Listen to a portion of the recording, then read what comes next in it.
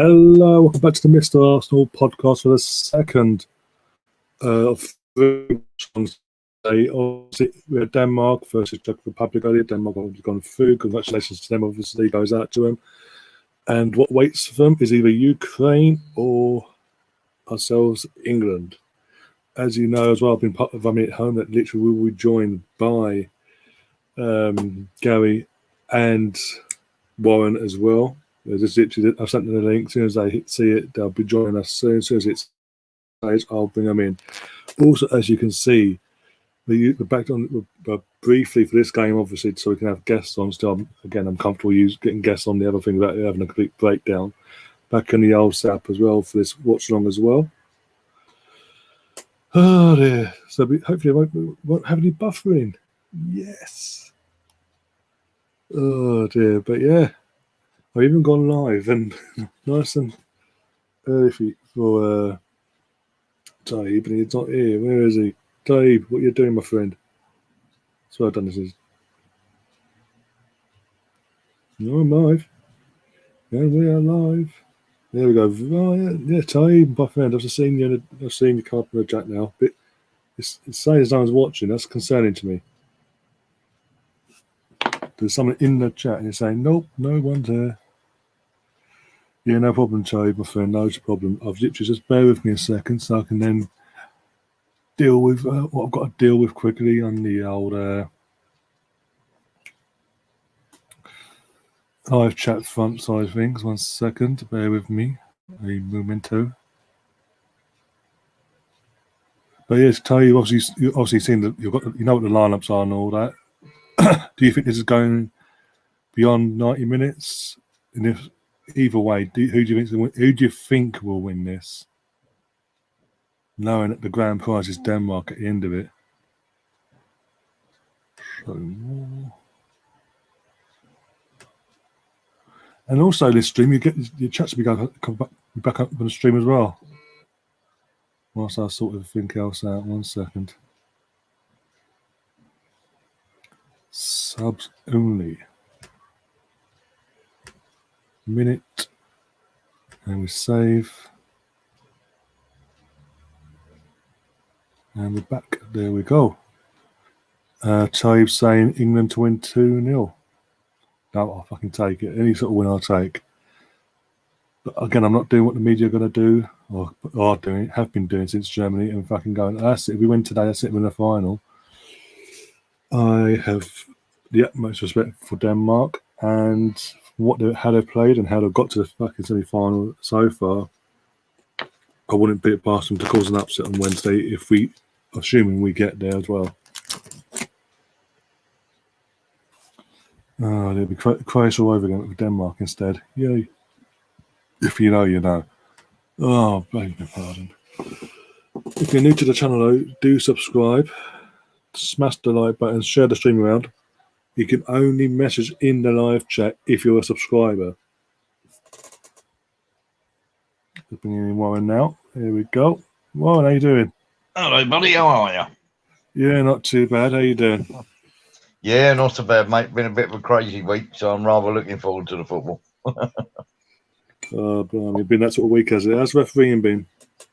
Refereeing's been fine, but work's been absolute madness. We had a bit of a, can't go into it too much, but we had some anti-vaxxers on site, and they were determined to cause damage and stuff like that. So we had to get things sorted out. But yeah, apart from that, not too bad. Personally, all good.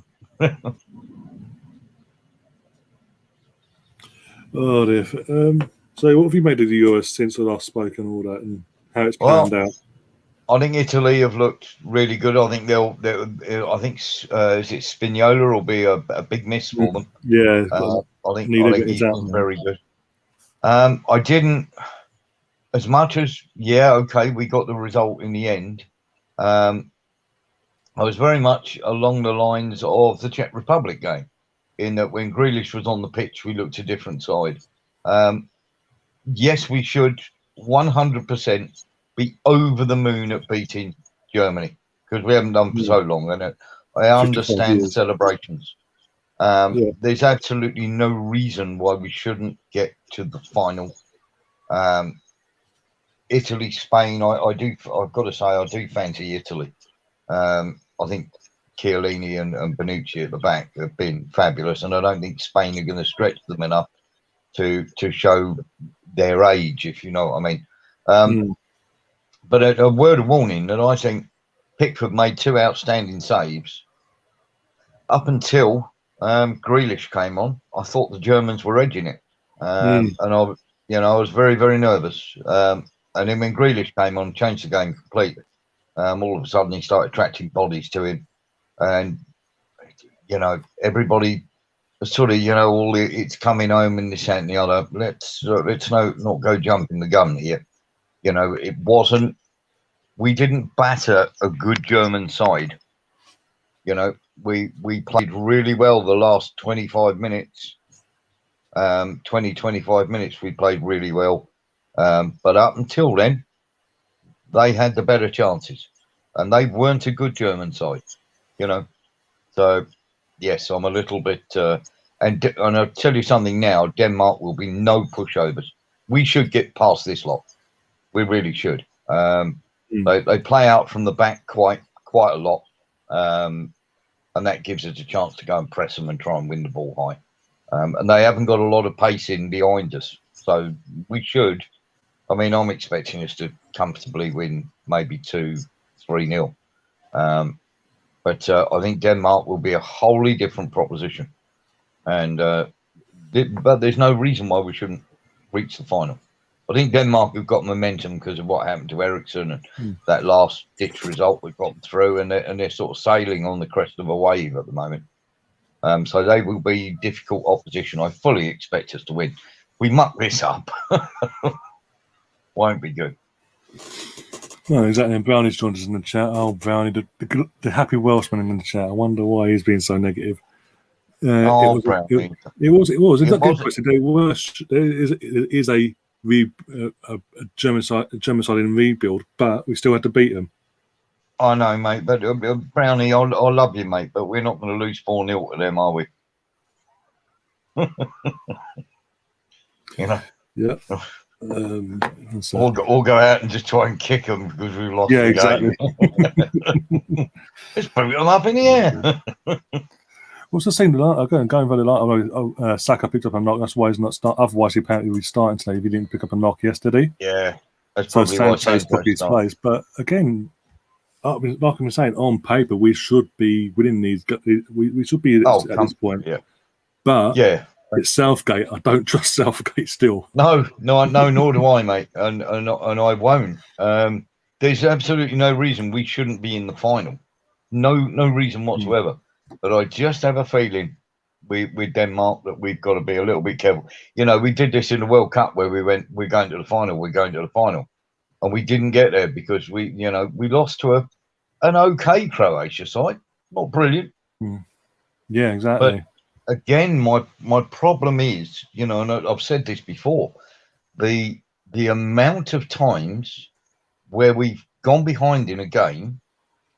We've never, in all the time he's been in charge of England, Southgate, never come from going behind in at the start of the game.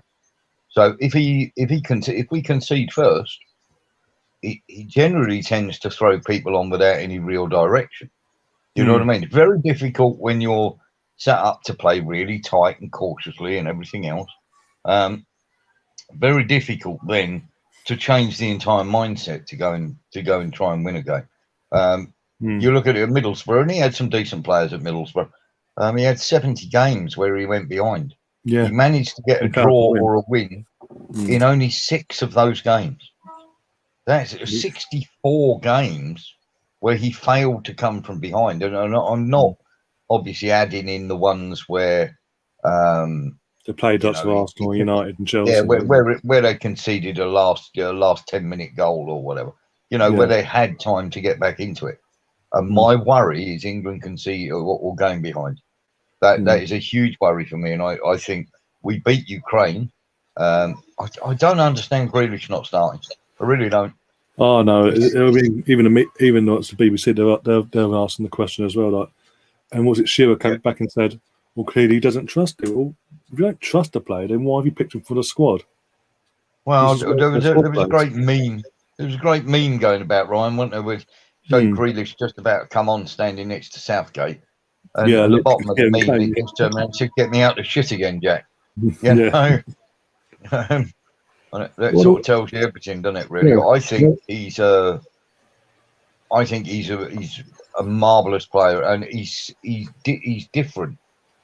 He goes at people and he commits them and he beats them and he draws people towards him. He's ever so good at that, and he just has that sureness of touch. He doesn't, he's got people round him. He doesn't panic, and he's got such quick feet.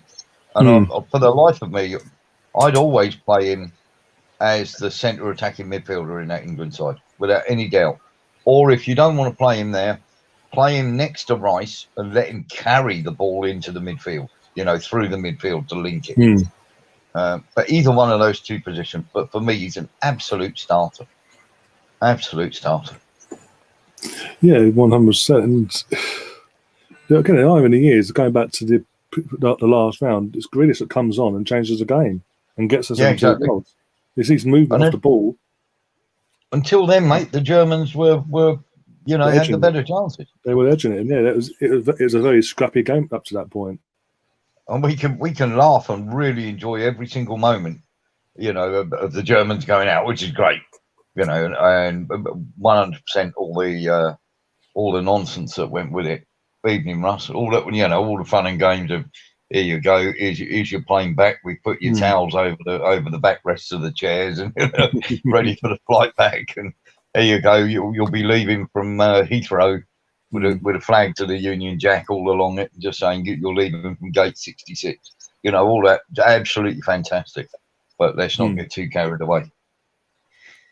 I remember us beating the Dutch 4-1 and then going and playing Spain in a quarter-final with the Euros, and we were very, very lucky to get through. We got through on pens in the end, but they had a couple of goals that were ruled out, that were ruled offside and weren't. We should get through, but Denmark won't be a pushover, and so far Italy have been massively impressive for me. Yeah, Italy have been the standout team in this tournament by far, and that's, again, it backs me up for what I was saying from day dot, that basically, in my opinion, they were the favourites to win this. In my opinion, they should win this. Obviously, over 30 odd games on, but they haven't lost a single game, Mancini, as an Italian manager, since he took over in 2019. It's crazy. But they're not a team full of superstars, are they? They're very, very. They remind me a lot of. They go, oh, this is a new way of the Italians playing football. No, whenever I've seen the Italians, they did exactly the same thing last night. They got themselves in front, and then every time they got touched, they were rolling around and all the rest of it. But they were doing basically what Italy do, But they're slightly more attacking, but they're still based on. They love a good defend. They love a good defend. The Italians. And Chiellini's back as well in the team as well. Last night, and you could tell in the uplift they got from that, you could see from a mile off. Yeah, I'm not. I don't get the Southgate loving. No. I've got to say, And there's a couple of things have happened since we last spoke, mate. To do with Arsenal. Just Honestly, a tad, Ben White, 50 million, really? Is that where we're yeah. going? Oh, no. And apparently with that, we're going to send a sleeper back out on loan to Ligue 1, to Marseille. It's ridiculous. I If that don't. loan happens, he goes out on loan in general. He comes back next year with 2 years left on his contract. Where is the point? I mean, you look at some of the players we're being mentioned for. They're 27, 28. Well, come on. This was meant to be the new era of Arteta, where we're going to give the youngsters a go and we're going to rebuild and we're going to do this. And we signed Louise and Willian. And we can't get rid of Willian. Nobody wants him. Absolutely no one's interested. I was saying earlier, he's even pissed off Inter Miami now. David Beckham has pissed them off with his wage demands. Yeah, it's just unbelievable. His wage demands are absolutely ludicrous for what he does on the pitch. And you look at what worries me, Ryan, is the players we're not being involved in conversations with. Now, I heard a rumour about Ryan Gravenberch. That is the sort of player we should be going and getting. Camavinga, sort of player we should be going and getting. Konate, sort of player we should be going and getting. Yep, Donnarumma. I don't want to hear Ben White or some 27-year-old from Villarreal right back. I really don't. Yeah, again, you know for a fact I've been singing Donnarumma, banging that drum for over 6 months. Yeah. I mean, I love him. He's going to PSG. Yeah, Donnarumma or Maximiano from the Portuguese lad, the number 2 keeper there. Either or. Two very, very fine young keepers, but we don't seem to be in the conversations for the good. Am I missing something here? Is Ben White to you worth £50 million? No. I've said this. I did a stream on it a couple of weeks in the time since we last spoke. I mean, £50 million. I mean, seriously, the guy's not even first choice. He's not even. He can't even get in an England squad at the moment when Maguire's injured. They've seen us coming, haven't they? They've seen us coming. Do you know what? They'll probably take that £50 million and go out and buy Camavinga and Kamara and bloody Gravenberch for that 50 million. And they're charging 50 million for fucking Ben White. What the hell are they going to ask for Basuma? I'd rather spend the money on Basuma that we have. For a player in a position that we need. You get Gravenberch, you get Camavinga, and maybe even Bavado for that 50 million. Yeah. And we've got Saliba, we've got Mari, we've got Gabriel. We've got Saliba, we've got Mavropanos, we've got Chambers, we've got 4 centre backs. Yeah. I'm not holding all the rest of them and this, that, and the other, but we've got 4 centre backs. What the hell do we need a £50 million centre back for? If you were going Ibrahima Konate, or you were going Deo Upamecano, or even Daniel Axel Zagadou as a centre back, you go, yeah, fair enough. They're looking like top quality players. They're going to be top quality players as youngsters.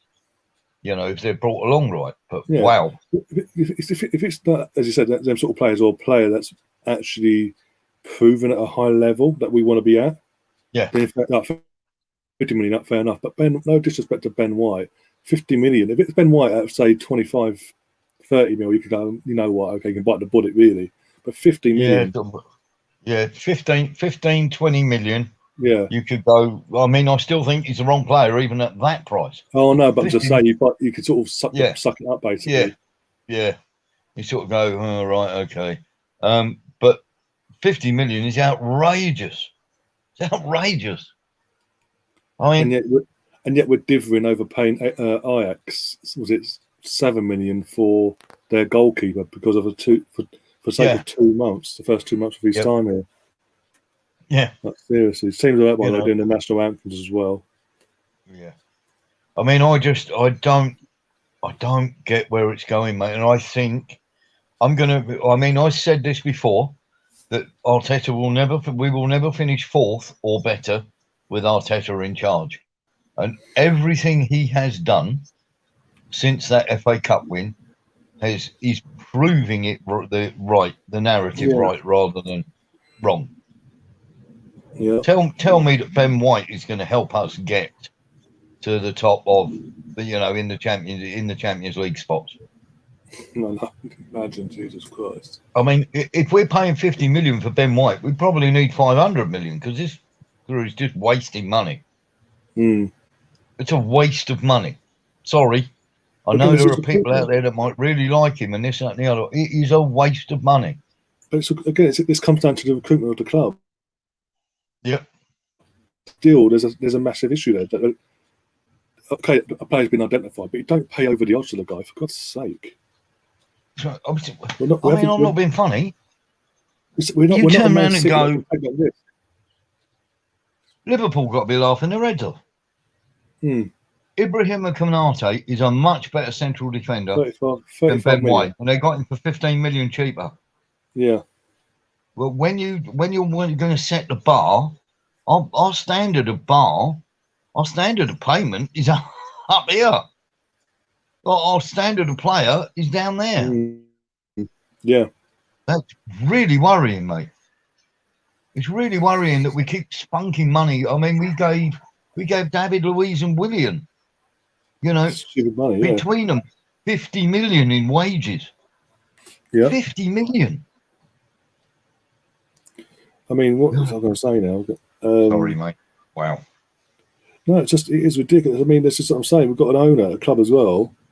We are so fucked. Who's happy to see this happen. He doesn't care because it's technically not his money that is getting thrown up the wall. Yeah. Because there's this thing of you got a sell to spend and all that.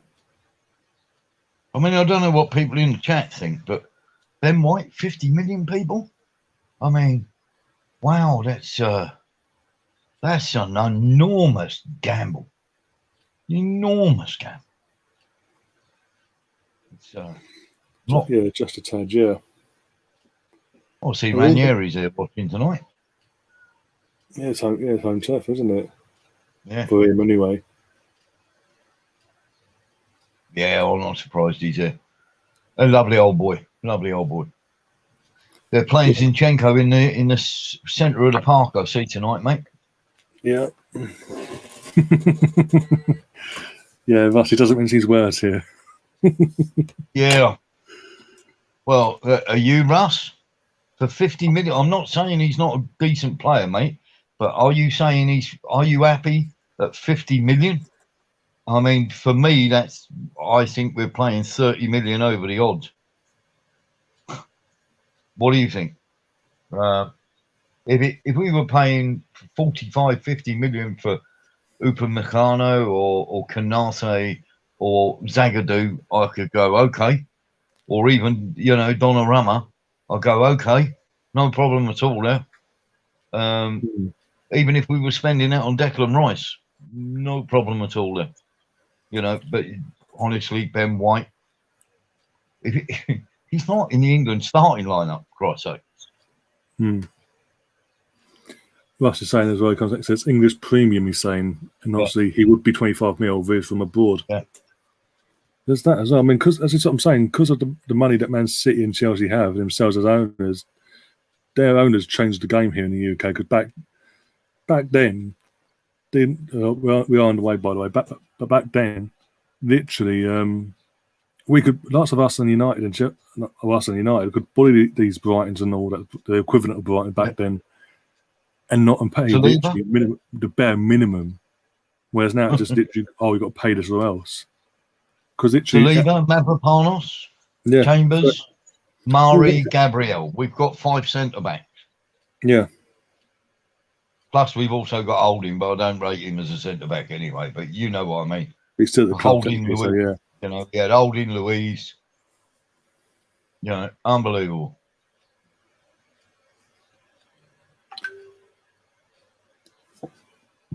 Oh, dear. I wonder what Gary's got to anyway. I'm just about to kick off here. Okay, Gary's running late. He'll be on his way soon, though. That's all right. I think he's got something to do with his daughter or something. Yeah, I just saw in the chat. Yeah, I've seen the on Twitter. But, Yeah, if we're paying, in a market where you've got to get it right, are we saying that he, it's the same with Maguire, wasn't it? There's no way he's worth the money that Man United paid for him. that's Van like 8 Dijk, million, wasn't it? say, but really, 50 million for Ben White? He's that good? Exactly. Is he better than Tarkowski? And again, Is he better than most of the centre backs? Is he better than Soyuncu? This is exactly. This is the thing. That was another thing with the price tag of £50 million. The second he makes a mistake, if it goes through at Arsenal, you know what Fenerbahce is going to do? Oh, 50 million for that piece of and the abuse he's in the face. And again, You look at the ones they bought, though, right? You look at the ones they bought, right? Canati for 35 million to Liverpool. Oh no, Soyuncu to Leicester. but this literally goes under the fact of our recruitment team still doesn't learn their lessons. They just don't. They've No, got a fucking Scooby, mate. This is why, again, this is why all season I've been banging the drum of Mark Overmars, because he knows what he's doing. He has a Scooby-Doo of what he's doing. Yeah. Whereas Edu doesn't have a clue. He's learning. Like Arteta, he's learning his trade on the job. And it's pissing me off. I mean, Christ. Hello. I don't know if you can hear me yet. Hi, Gary. Yeah, it's cool. Hi, buddy. Hello. So, Gary, I have a burning question for you, mate. I know you only just sat down. I can hear you. I don't know if you can hear me yet because of my microphone. Yeah, I can hear. We can hear you, mate. I have a burning question for you. I know you've only just sat down. Yep. How much over the odds have we paid for Ben White at 50 million? Or are you happy? For Arsenal, I think we paid a lot. I think that's the problem. It's not whether he's worth it. It's because we're Arsenal. Hello, Taib, everybody in the chat. Yes, come on. Already? Oh, come on. Just as you tune in, come on. Oh, why did I just do that? I just closed my 4 ounces down. It's going mental. Just closed my window here. How decided to turn up, ladies and gentlemen, today? So I turn up and we score. Yeah. I'm still waiting for us to score. I'm a little bit behind. What time are you on, Ryan? 3:58. So oh my gosh! Why is it off by this much? Yeah, I'm on 2:59. Yeah, I'm not usually off by that much. We've won this game then. Is that a pen? Ooh. No. What? Okay. You're not far off now, but yeah, Harold has decided to turn up, ladies and gentlemen, today, and actually put a performance in and stay in his role of a striker. Oh, that is nice. That is so nice. You know what? That is how it's supposed to look, right? Yes. You put a striker up top. Go on, Harry. Guess what? Your wing comes in, puts in a nice pass. Guess what? 1-on-1 with the goalkeeper, we expect goal. Easy peasy, right? Yeah. If this was the first 2 games of the season, Sterling would have turned in, and guess what? He would have looked and he would have saw nobody. Yeah. Like, Harry, where are you? You're doing over there. Yeah, I'll be right back. I know I'm late, and I just. Yeah, no worries, mate. No worries. I'll be right back. Oh dear. Oh, he left him, didn't he? Centre back left him there. Core, didn't he switch off? Wow, he actually ran in front of Kane. Also, this does mean Lee Judges is now sitting in a chair stewing. Because Lee Judges doesn't celebrate Harry Kane or Tottenham players scoring for England. He didn't. It wasn't a bury it. It's hit the keeper in the chest and gone in. It still counts like that. Yeah, we'll take it. We'll take it. How are we doing, Brownie? Were you all right, mate? Oh dear. But yeah, Bunny's gone quiet suddenly. Where are you, Brownie? We haven't been on in a while, mate. Have you seen Pete? Has Pete been on? I've seen Pete for a few streams now, actually. Yeah, he's probably still sulking in the corner. All right. He'll be back saying Kane's worth 150 million in a minute. Don't worry, mate. He'll be back now. Harry Kane scored. Yeah, 2 in a row. What was your complaining about? Well, that's a great start. That is really nice. Yeah. We've been asking for that. We've been asking for something like that all. Yeah. All for the first two game games, now. and we got to see it. Yep. Just want to control the game now. We must have saying Pete's been grounded by his parents.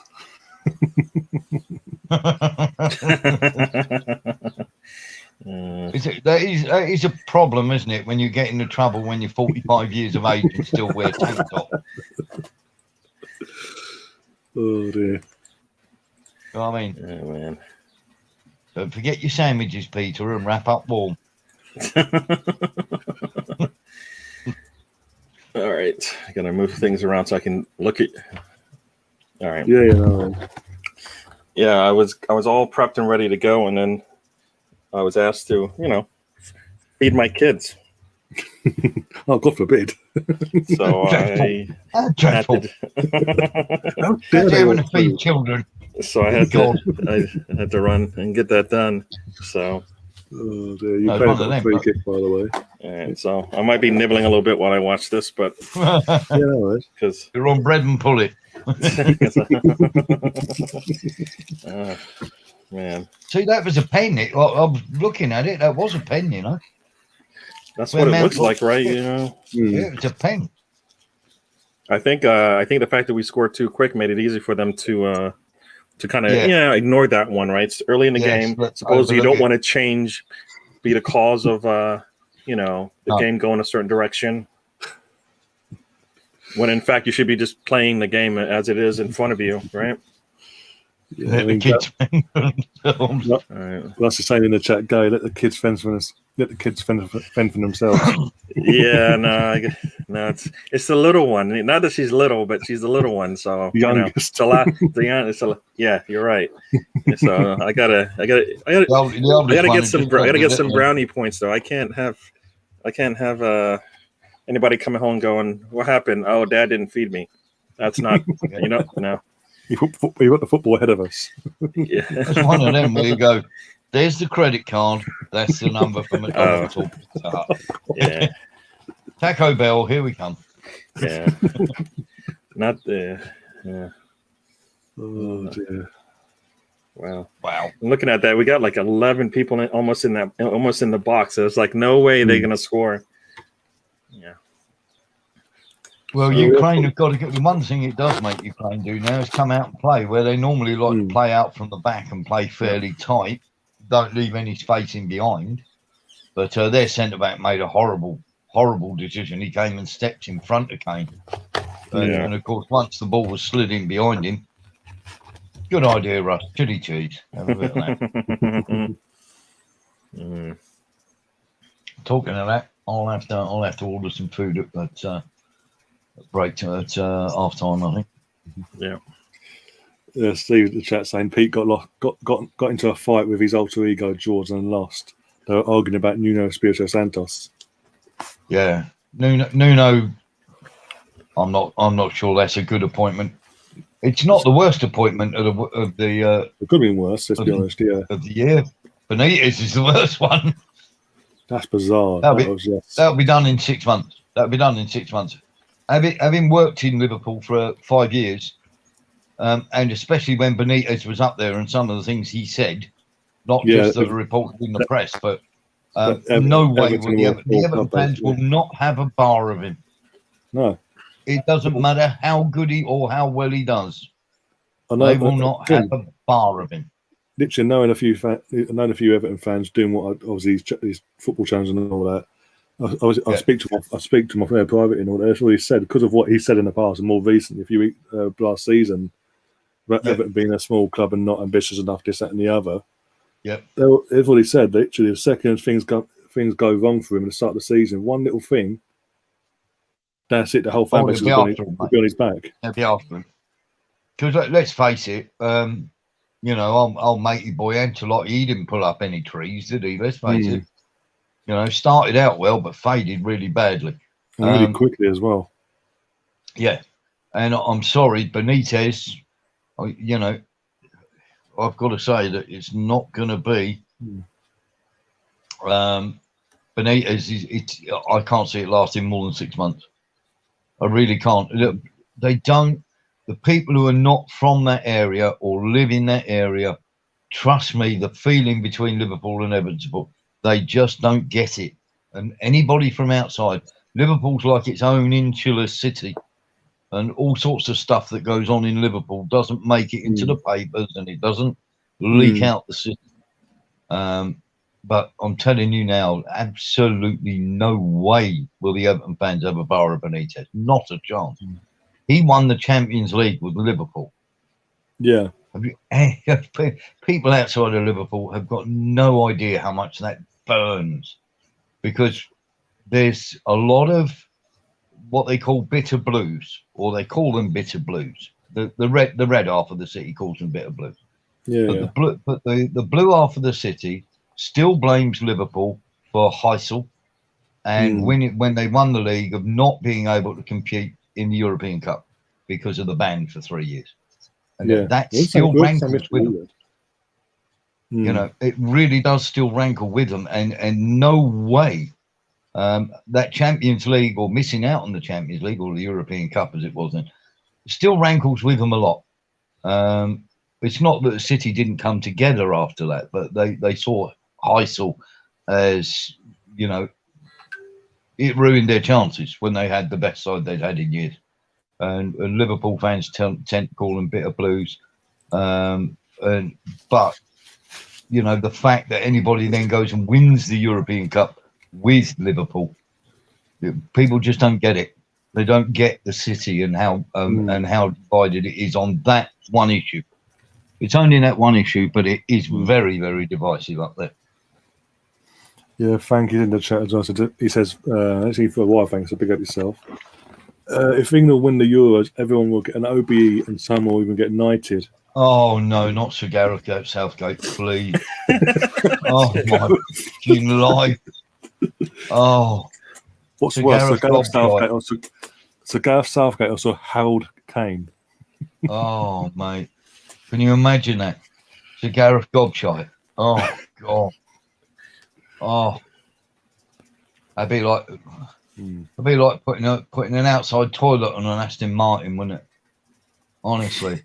Just like, wow. Please don't let that happen. He will. I'll tell you what, if he wins the Euros, he'll get knighted. Of course he will, yeah. I mean, that's no different than what happened to, you know, Arteta, right?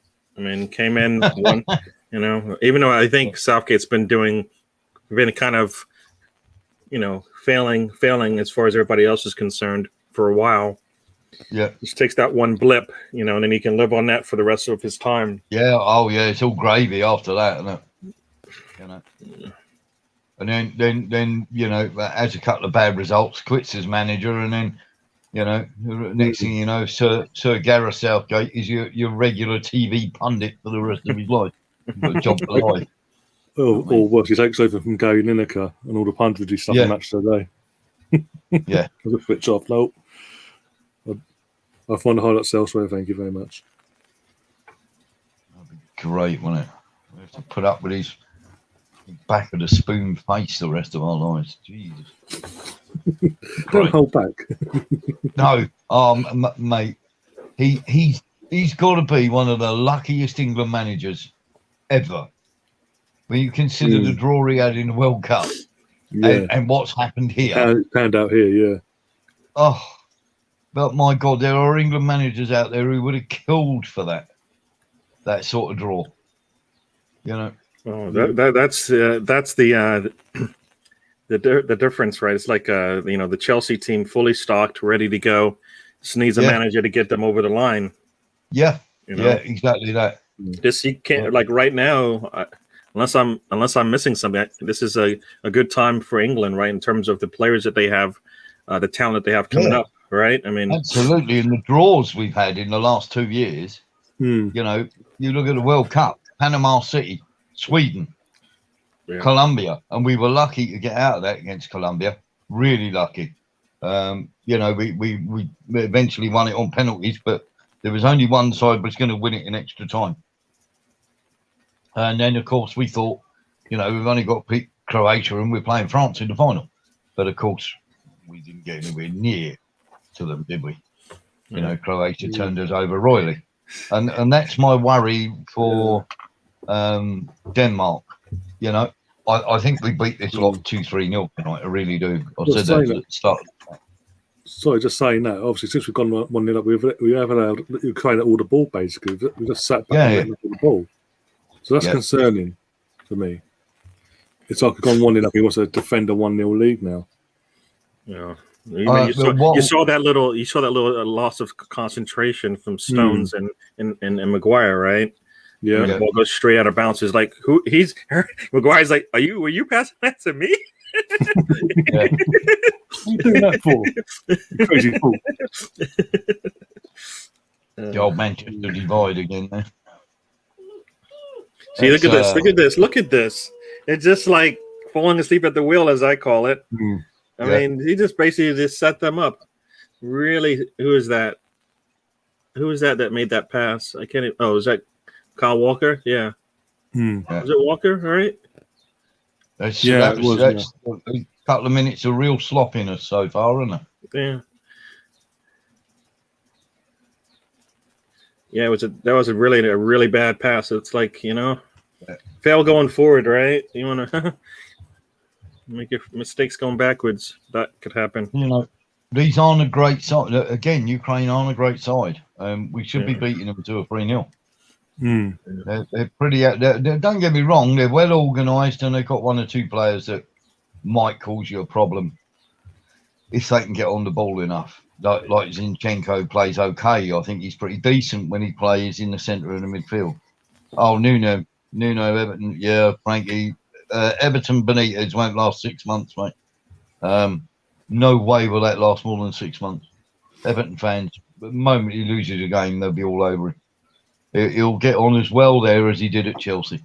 With Spurs, Nuno Santos, I mean, honestly, it's almost like I look at Nuno Santo and I thought he had a good couple of years where he had lots of money at Wolves.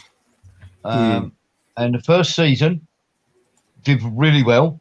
But again, they, you know, after one season, if you haven't got something else in your locker, teams will work you out because they've got all video and everything like that, and they can sit there and they can analyze it and they can pick you apart. So you've got to have something more. And the second season, you know, the next year, he didn't look so good. And results were falling off the charts. And he also bought 1 or 2 players that didn't work out. So for me, at the moment, I think basically they've gone for I think Spurs have bought into the guru nonsense because Nuno Santos looks like some sort of Indian guru that, you know, you go along to one of his work. Come on. Stuff like that. And he's just, you know, one of them where you. How does Sterling mess up that pass? It was Sterling, right? Yeah, he's a wonderful manager for a year. But if Kane, and as Russ says, if Kane leaves, they've got a fairly ordinary squad there. Well, you know what? I say either they're going to rebuild. If they're not going to rebuild, then I think they're in trouble because I don't think Nuno's can work with the Kane Son kind of a team. For me, I think they're a little too big. I think they're a little too big for him to be able to get the best out of them. He'll want fast, technically gifted players. And he'll want technical passers in the middle of the park. Well, we saw last season as well. The second he lost Jimenez to the head injury and all that. Yeah. He struggled for the team as a whole struggled to get results for the rest of the season. They were struggling at that point, but they really, really struggled. They got even further adrift of what they needed, and they finished 13th. So that's Santos will want his own team, mate. Santos will want his own team of people in there. you know, when Santos went and his team left from Wolves, a lot of money for Wolves to edge him out the door. And the same happens with Benitez because he always brings his own team in. Yeah. Here's the thing, and this is a massive thing here with Benitez. Everybody goes, "Oh, Benitez," and don't get me wrong, he's a decent coach and a decent manager. But at Liverpool, he destroyed their youth system. He brought in loads of young players from Spain and stuff like that on silly money and his own team. And Liverpool just got progressively worse with each year. I honestly believe Benitez is a short-term manager, and so is Santos. I don't think they have too many different ways of mixing things up. Go on. Oh, no one there. And once they've been at a club for a year, the second season generally tends to find them out. And I honestly think that's why Benitez switches clubs so often. Because Benitez will do when everybody says about Mourinho. When was the last time Benitez was anywhere for 3 years or more? Yeah, that's Just asking. Newcastle, I think, was 3 years. He did a year in the Championship, didn't he? 2 years at the Premier League level. That's Chelsea. And to be honest with you, the first year, he didn't do any better than Steve Bruce. Well, his first actual year, full year in charge, is in the Championship, weren't they? But when he got to the Prem, they got to the Prem. Yeah, they literally but again, he didn't really get back by there at the time because he was asking for all these players and certain money to be spent to reinvest in the squad because he knew he had a Championship level squad, and literally, Ashley was like, no, deal with what you got. So he got 60 million, didn't he? But he wanted another 120 the second season. Well, I think it was I think I honestly believe when he agreed to come to Newcastle, he was promised the world and told that I have these funds at disposal, basically, and he brought it. Yeah. Well, I mean, the reason Bruce is still there is because he's willing not to spend money. Ashley wants young players that can be developed, that he can bring on, and that can be sold for more money later. Yeah. Because at the end of the day, Ashley's a businessman and he just wants to make money. Oh yeah. But, and so did Frank. Plenty of chat saying Benitez didn't do well in China either. Obviously, after Newcastle went to China for a brief period, and they said left by mutual agreement. Yeah, Benitez is. I always think Benitez was a fairly lucky manager because he got hold of Julio's team when Julio had just won three cups, suddenly, or 3 trophies. The Mickey Mouse Treble, the League Cup, FA Cup, and UEFA Cup. That was Julio's side that he won with.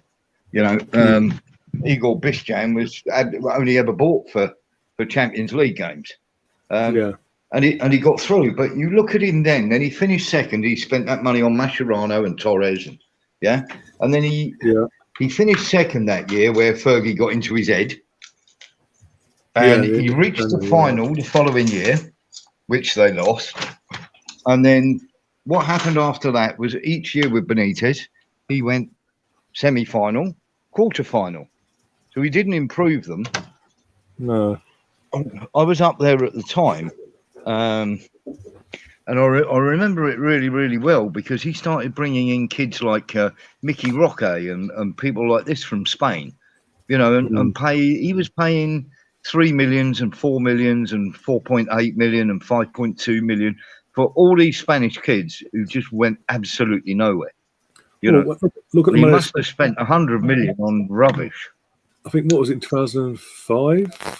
I think some of it was. I think it's 04, some of 04, some of 05 when he spent money, like big money as well at the time, on Morientes. Yeah, that was 06. Because 05 was the year.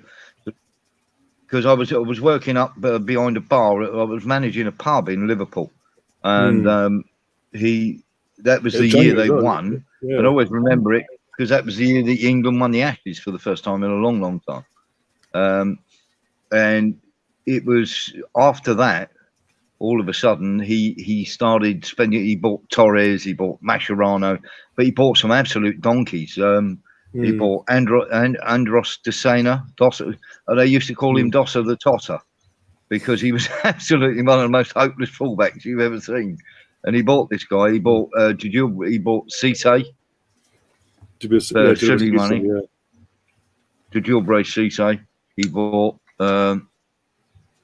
Who else did he buy? Alonso. He bought, who was really good. Xabi Alonso. Louis Garcia. But he bought Luis Garcia, who was very hit and miss. Very hit and miss. Harry Kewell. He bought. Yeah, Harry Kewell. You know, I remember being up there because while I was up there, I went to quite a few games. Yeah, Luis Garcia. That was the guy. But mainly the successes were Mascherano and Torres, who he bought, who were very successful and were very good players. But most of the team that he had was the one that was left behind with Julio. And the same with Chelsea. When he went to Chelsea, he inherited a really good team there, you know, as the interim manager. Benitez is very shrewd, and he never stays anywhere too long. No. And like Frankie says in the chat as well, it goes on to say about his win percentage in China was 31.6%. Yep. And he was in charge of one of the better teams too. So, you know, it's like, it's a weird thing. And you look at Pochettino now at PSG. I was surprised he didn't come back to Tottenham, to be honest, because how do you lose the French league with the money they've got? How does that happen? Yeah, I think I think he'll come back and say, well, but he only came through half the season, didn't he? The mess was already there, and it was too late to fix. So, but that's the thing. But with that, obviously comes the pressure of next season. They've got a full season to rectify everything. If he doesn't start off well, he's in trouble. But it was like he had a good half season to get that right. You know. I know that. I'm just saying. Just what he'll probably come out and say, "Oh, I only had half a season. Give me a full season." Not like poor players. I mean, yes, he was. I suppose the one thing I can give him. I personally think he was told go for the Champions League. They're happy to write off the league for that last season if they won the Champions League, but he didn't, did they? No. I mean, and he's got one of the very best. I think he's just behind Kante in terms of defensive midfielders, and he wasn't about for a fair bit of time. Was Verratti? And I'd tell you what, if ever you wanted two defensive midfield centres in front of your back four, I'd break the bank to go and get Verratti and N'Golo Kante. Apparently, Frank said in the chat, PSG didn't want him to go. Apparently, Potts is unhappy with the interference of the owners. But again, this is public knowledge with the owners at PSG that they do this. And so he can't go and say, "Oh, I never did. I really like this," because it's Emery said it, Tuchel said it. Yep. There was one before Emery. You know when you go. You know when you go. Yeah.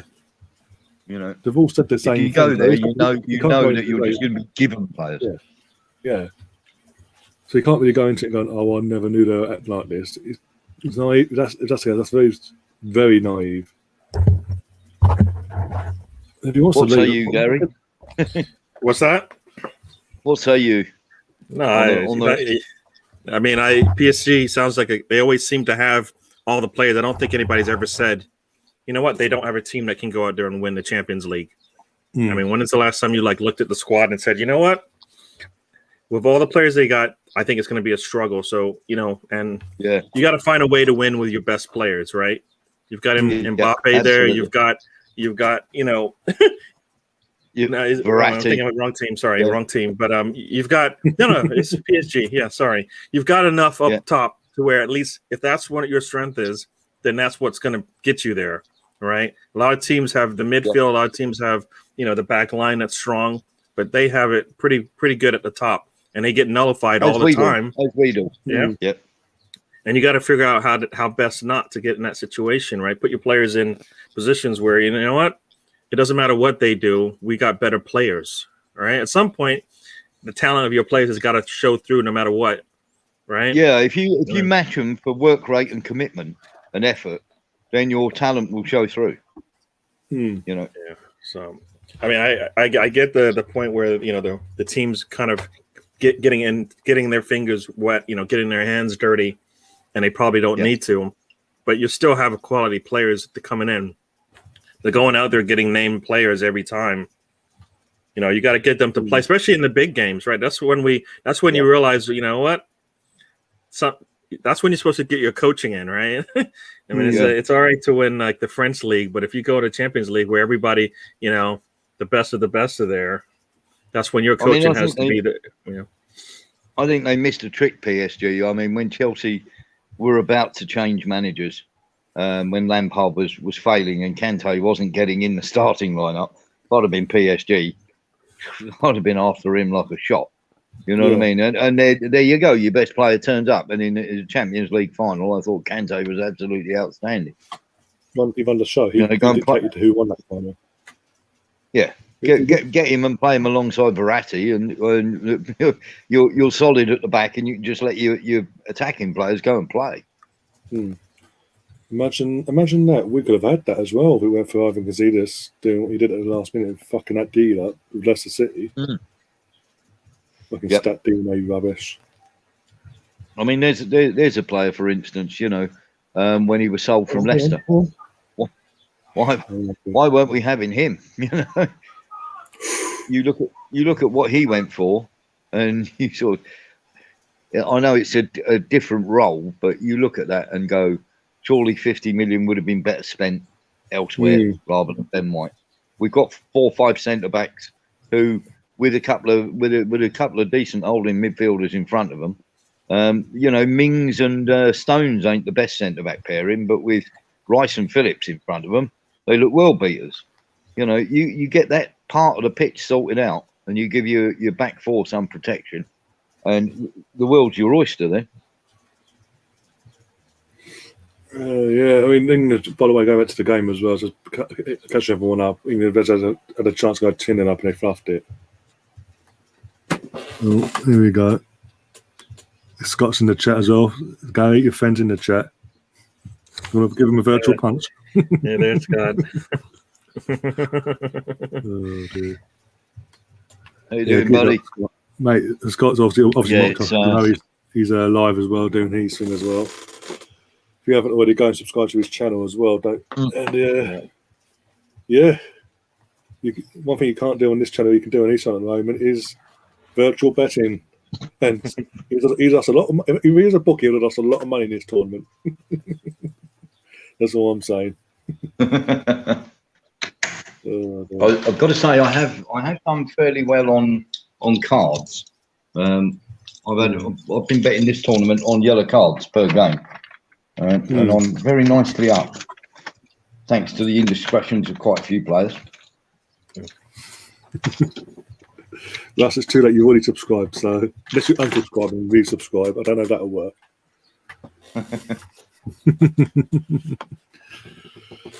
Oh, dear. Well, is this some newfangled coinage? Is it taken over from Bitcoin? Me being no.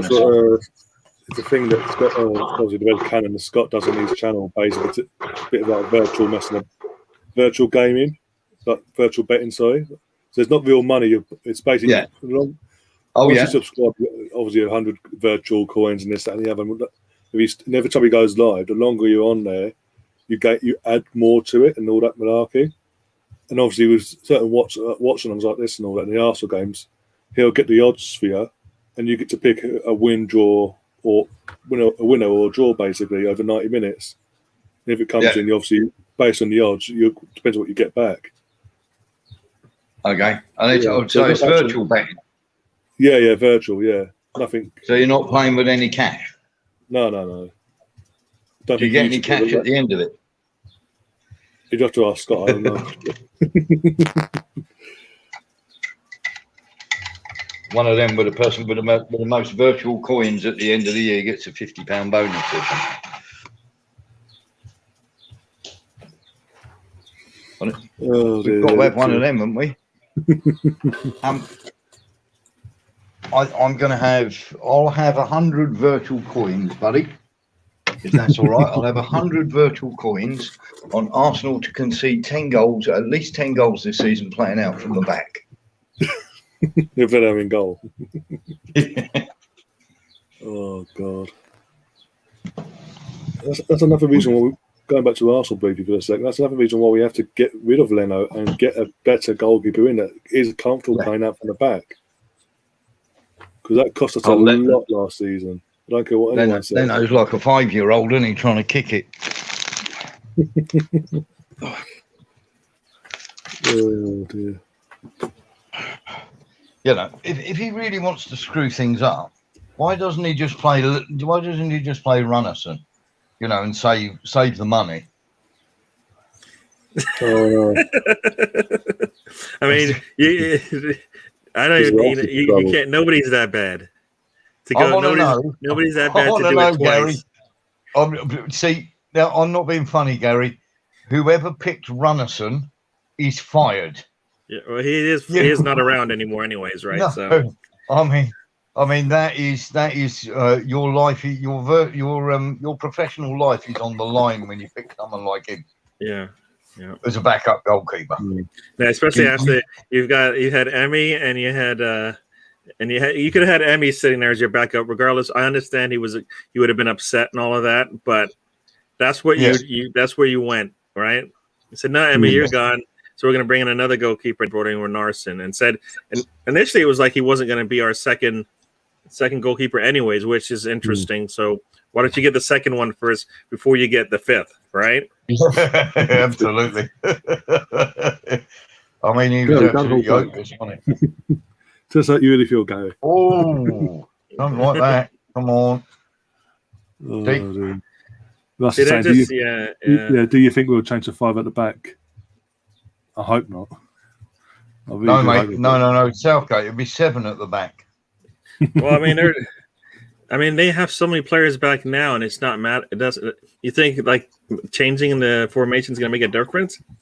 I mean, they have one player on 4. You know, my worry is, Barry, when we played the Czech rep, we were 1-0 up at half time. Yeah, when he took Rice off and he put Henderson on, and we looked absolutely lost. Yeah, in the second half, and we were lucky that the Czech rep didn't get an equaliser. Well, in this match, if he does something similar to that, it's going to be a draw.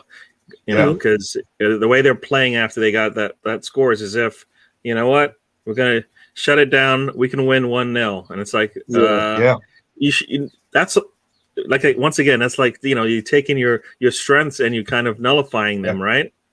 Your strengths are your attacking on this. So somehow you got to figure out how to get your attack. I mean, the reason why you scored is because you were moving the ball up, you know, forward. You were attacking. You're a little positive with the play. Can't sit back. You know, you got to keep playing. Let the players let them play their strengths, right? Especially the ones. You know. And mate, that's my massive point. That every time Southgate has gone behind in a game as England manager, he hasn't even got a draw out of it.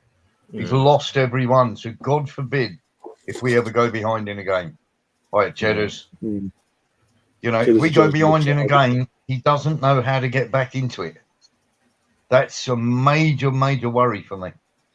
Another huge chance, by the way, and Sancho has a shot and the keeper scuffs it and no one is there to punish him. You're about to see in a sec. But you know what? It shouldn't matter who's behind you. If nobody's behind you, if somebody's behind you, it should be also like you fearful of, like, that's why I always feel like we always talked about Atletico Madrid, right? I feel like you're not concerned about who's behind you, or concerned about the man standing there, you know, coach, you know, managing you guys and what he's going to think about this, right? Yep. Oof. See, that was a nice one. That was a nice from that was Sancho, right? Defend. That little spin there. Yeah. The goalkeeper. If he picks a corner, I always say you can't kick it right. You know, pick a corner. No. Come on. Yeah, stick it in the corner. He hasn't had enough game time though, has he? I think it's a massive thing. It was a good turn though. Great turn. But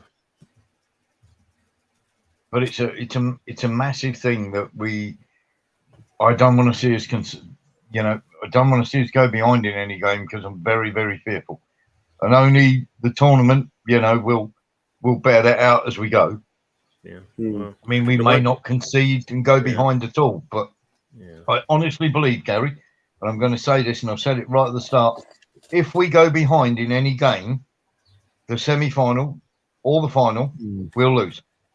Well, I kind of feel like that all depends on who you got on your bench. Yeah, but You know, yeah, if but you the go to trouble is, the finals and you got Grealish and Saka sitting on the bench because of Southgate, Yeah. then I if think we're level, you have an it's fine. opportunity to change the game, right, by putting them in. Mm. Yeah. I mean, If we're level, it's fine, mate. But if we're behind, he's set up to transfer the ball forward. Yeah. In those games, has always been he just throws people on and expects them to do something. There's no shape to it, no way of working your way back into the game, if you know what I mean. Yep. Yep. It's throw them on and hope we can pull something out fight. Mm. Yeah, like thank you. Yeah. When Sancho signs for Man United, Gareth Southgate suddenly sees him deemed fit enough to play for him. Yeah, there's nothing going to do with that conspiracy. Even though I agree with you, but still. Oh, Yarmachenko's absolutely got Rice in a headlock. Wow. I've been very impressed with Rice again today. I like Rice a lot. I'd break the bank for him. You see him in the last game, he was bossing players about, telling them where to go.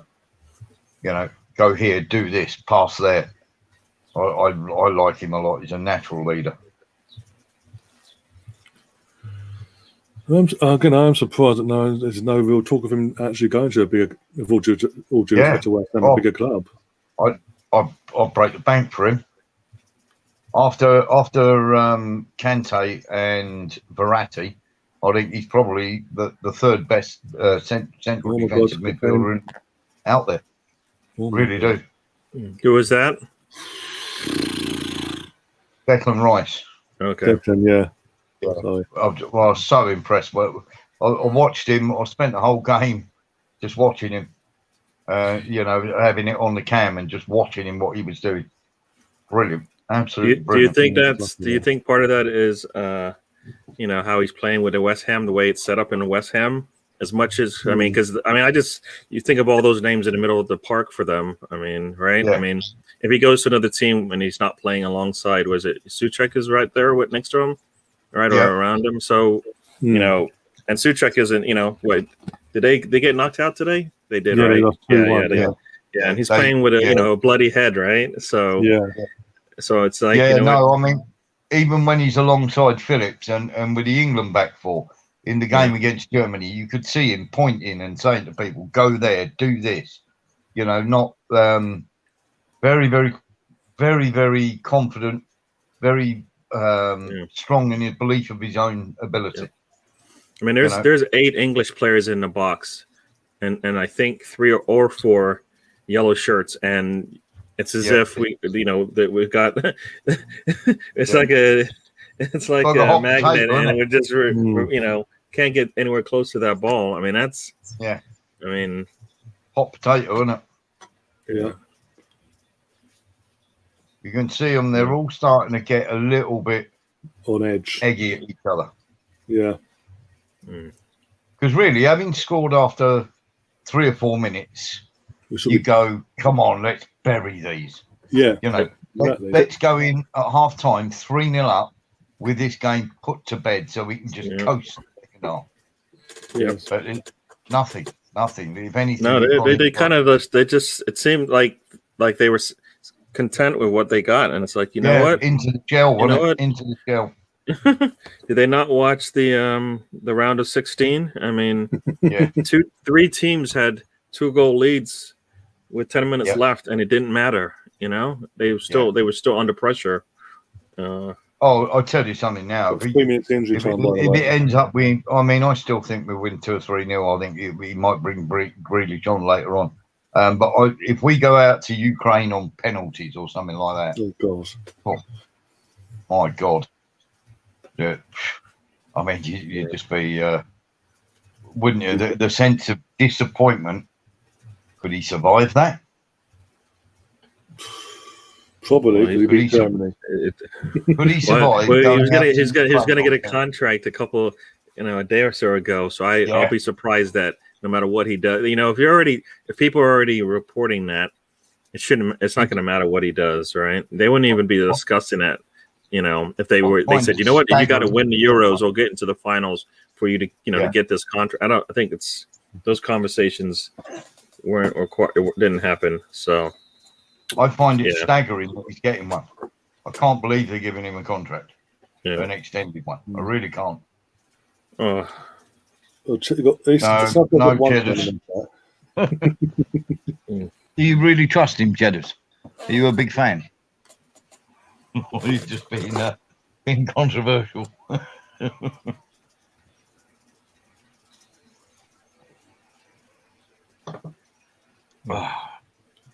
Wow.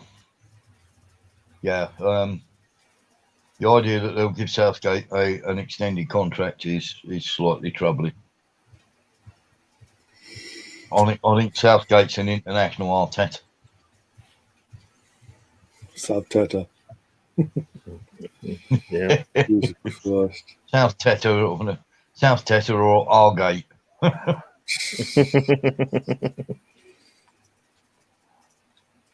I mean, we've got a lot of pain coming this year, guys. So we want to enjoy these Euros because as Arsenal fans, we've got a lot of pain coming. Oh yeah. Well, 27.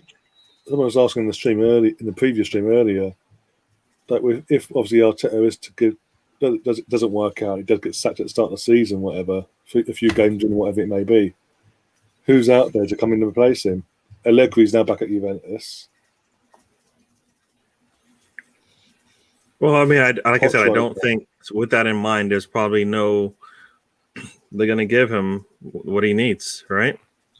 Either he's the project and they're going to give him everything he needs and they're not going to be concerned, or they don't care, right? That's kind of the thought also. Yeah. I'm going to go left field here. I'm going to go left field here, guys. If you turn around and said if they got rid of Arteta, I'm very impressed with him. He's got very little resources.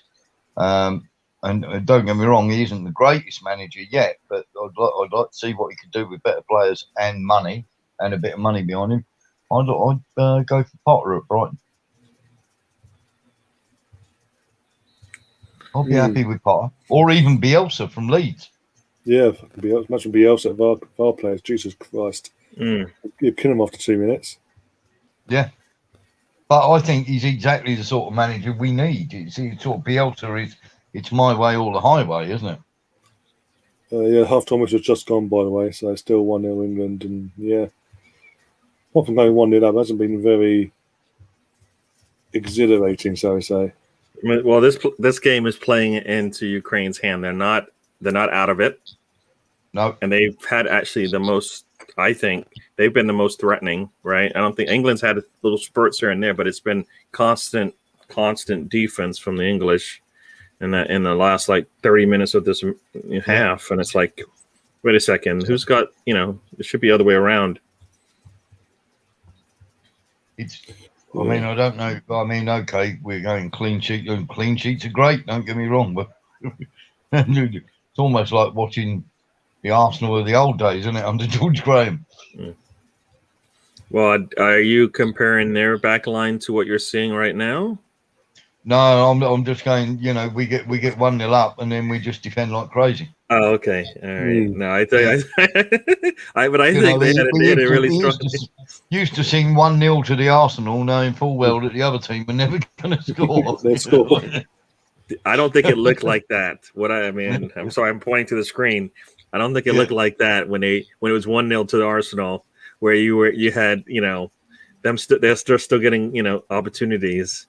It was basically you got nothing, and you liked it. Yeah, we had Bold, Adams, Winterburn, Dixon, and that man Seaman, and you were getting nothing out of that once we got in front. Yeah. Oh dear, got to laugh. Cheddar's is saying in the chat, I actually do. World Cup semi-final qualifier for the Euros. Got the team drilling until he cocks up till he cocks up, he stays, in Cheddar's words.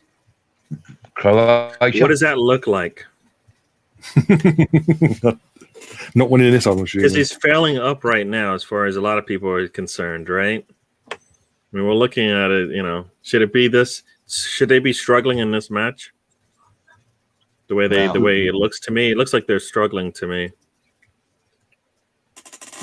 I think Yeah, we're. So go on. Let's put it this way, Cheddars. I think we've been incredibly lucky with the draw to get through the semi-final of the World Cup. We've been incredibly lucky with this draw, and I'm going to stick my neck on the line here. And I don't think we will, but I can see us getting beat off Denmark. I really can. I think Denmark have got the wind in their sails. I think they're very good. Dolberg is a much underrated player, but banged about him about 4 years ago, and he never ever lived up to the expectations. As I was going, oh, Dolberg, he'd be a great player to have, and this, that, and the other, and he never really lived up to it. In this tournament, he's really come to the party. He's a dangerous forward. If he gets a sniff, look out. But yeah, I mean, we should beat Denmark because Denmark haven't got the greatest side in the world, but Denmark are one of them really funny teams. Really funny teams. They've got that thing about them. And we like upsets against Scandinavian teams. Your Swedens, your Icelands, you're not back in the day, your Norways. That went straight in off the goalkeeper's chest. Cheddar's is saying in the chat as well, he says for him, early elimination from a major tournament or fails to qualify for one, that's we can't when fail. he becomes sackable. Can't fail to qualify with the squad that we have. We failed in 2000. We failed under McLaren with that team in 2008. Yeah. So anything's possible. Let's be honest. Didn't we fail to qualify for the World Cup in '94 as well? Yeah. So it's possible. We'll never know. There's Southgate as well, so they always find a way. There's a weird thing, for all the people that went, oh, Rooney was world class, and I never thought he was. I thought he was always club class. I thought he was a very exceptional club player. Never thought he was world class. But he had 7 tournaments for England. He scored 7 goals in those 7 tournaments. But that's, Oh God, not, most of them. not, most of them came in 2004. Yeah. A staggering stat that in his last 5 tournaments, he only scored 3 goals. Oh God. That's the thing. Weird, under Ferguson for United, we saw at the peak of his powers what he was capable of. Yeah. But again, that's the difference between club class and world class, isn't it? I know. Yeah, that's what I'm saying. You look at some of the defenders that are in the Premier League, and you go, But here you're up against the very best that each country has to offer in terms of centre backs, aren't you? You know what I mean? Yeah, exactly. Yeah. I mean, we've had people like. Yes. I mean, but we've had people like Nikos Davidas defending, and Sinclair and people like that. You know what I mean? Even at one point, do you remember the famous old battleship playing for Tottenham, Ramon Vega? Yeah.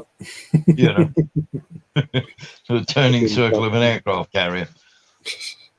Was it fucking Danny Mills from Middlesbrough as well and Leeds? Yeah. I mean, when you think of some of the players that have, I wouldn't say graced the Premier League, but have been part of the Premier League, there's been some great defenders, but there's been some bloody donkeys as well. There's been major donkeys for all the great defenders like your Van Dijks and people like that. There's been their fair share of not so good ones as well. I mean, if you're an international class striker, you're not worried about coming up against James Tarkowski and Ben Mee, are you, at Burnley? Or it's not.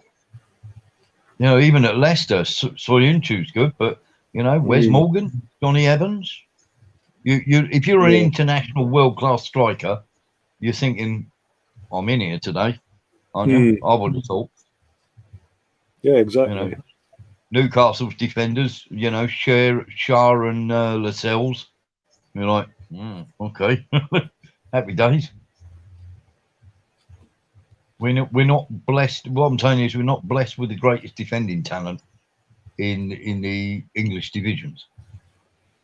We've got some fairly workmanlike central defenders in a lot of teams.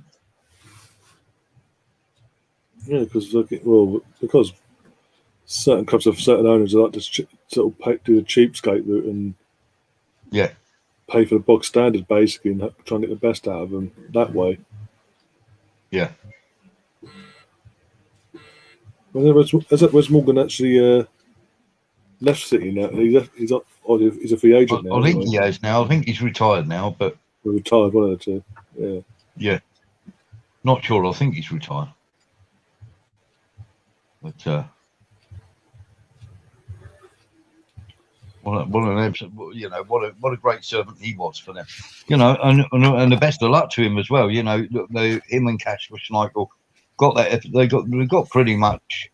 Okay, they haven't got the League Cup one, but the two really important ones you like to have as a player is a championship winning championship winning medal for the league, and an FA Cup winners medal, and people like Morgan and Schmeichel and Albrighton, who I like a lot as a player, always gives you 7 out of 10. They've all got those medals now, and it's nice that, how can I put it, unsung players who go under the radar get their moment in the sun, which is what it's all about. If you work hard, big fan of that. Big fan of that.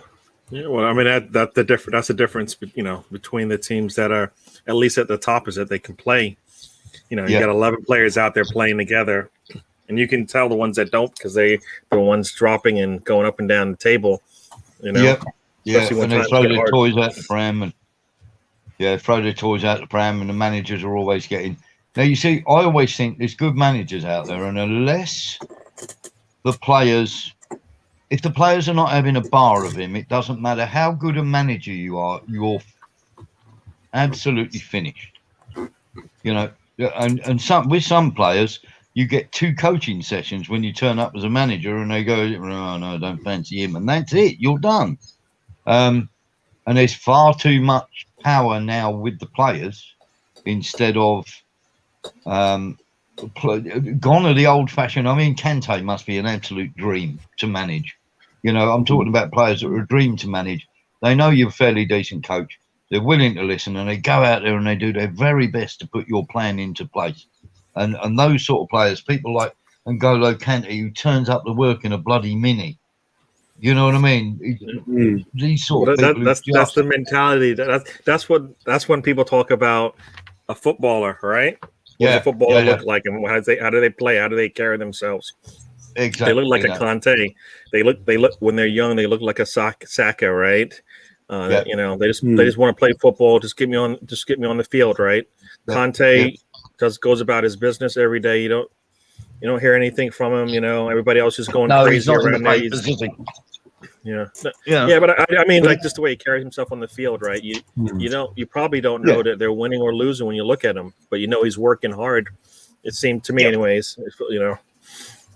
Yeah, absolutely. I mean, I've got to say, you look at your, how can I put it? It doesn't matter whether you're Rashford going out doing school dinners. Don't get me wrong, that's a lordly ambition, or gigs out there in the papers for women on the other side of the coin.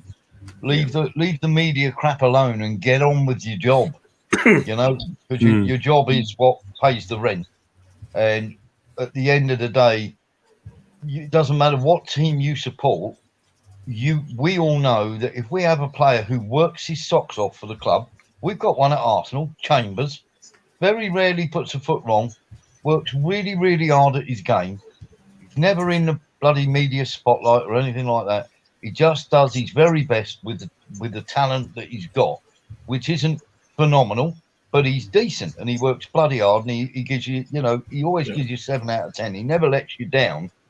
And if you get a team full of them, sprinkled with 1 or 2 magic players, like Leicester had this year, they had your Morgans and your Casper Schmeichels and your Albrightons, and then you sprinkle it with a Vardy. You look how hard Vardy works at his game, and then you sprinkle it with someone like a Tielemans. Yeah. Well, you think about that team, right? Look at them, and Wes Morgan, Harry Maguire, Vardy, right? All three of those players, I would consider led the team in some capacity, right? Yeah. Right. Yeah. You just, if you needed a goal, you just made sure you got the ball to Vardy. They were going to score, right?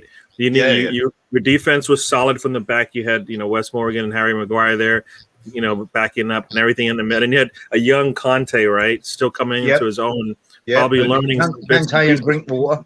Yeah, learning Drinkwater, very, very ordinary player, Drinkwater, but he goes to another club instead of staying, and there again he gets exposed. And now look where he's playing.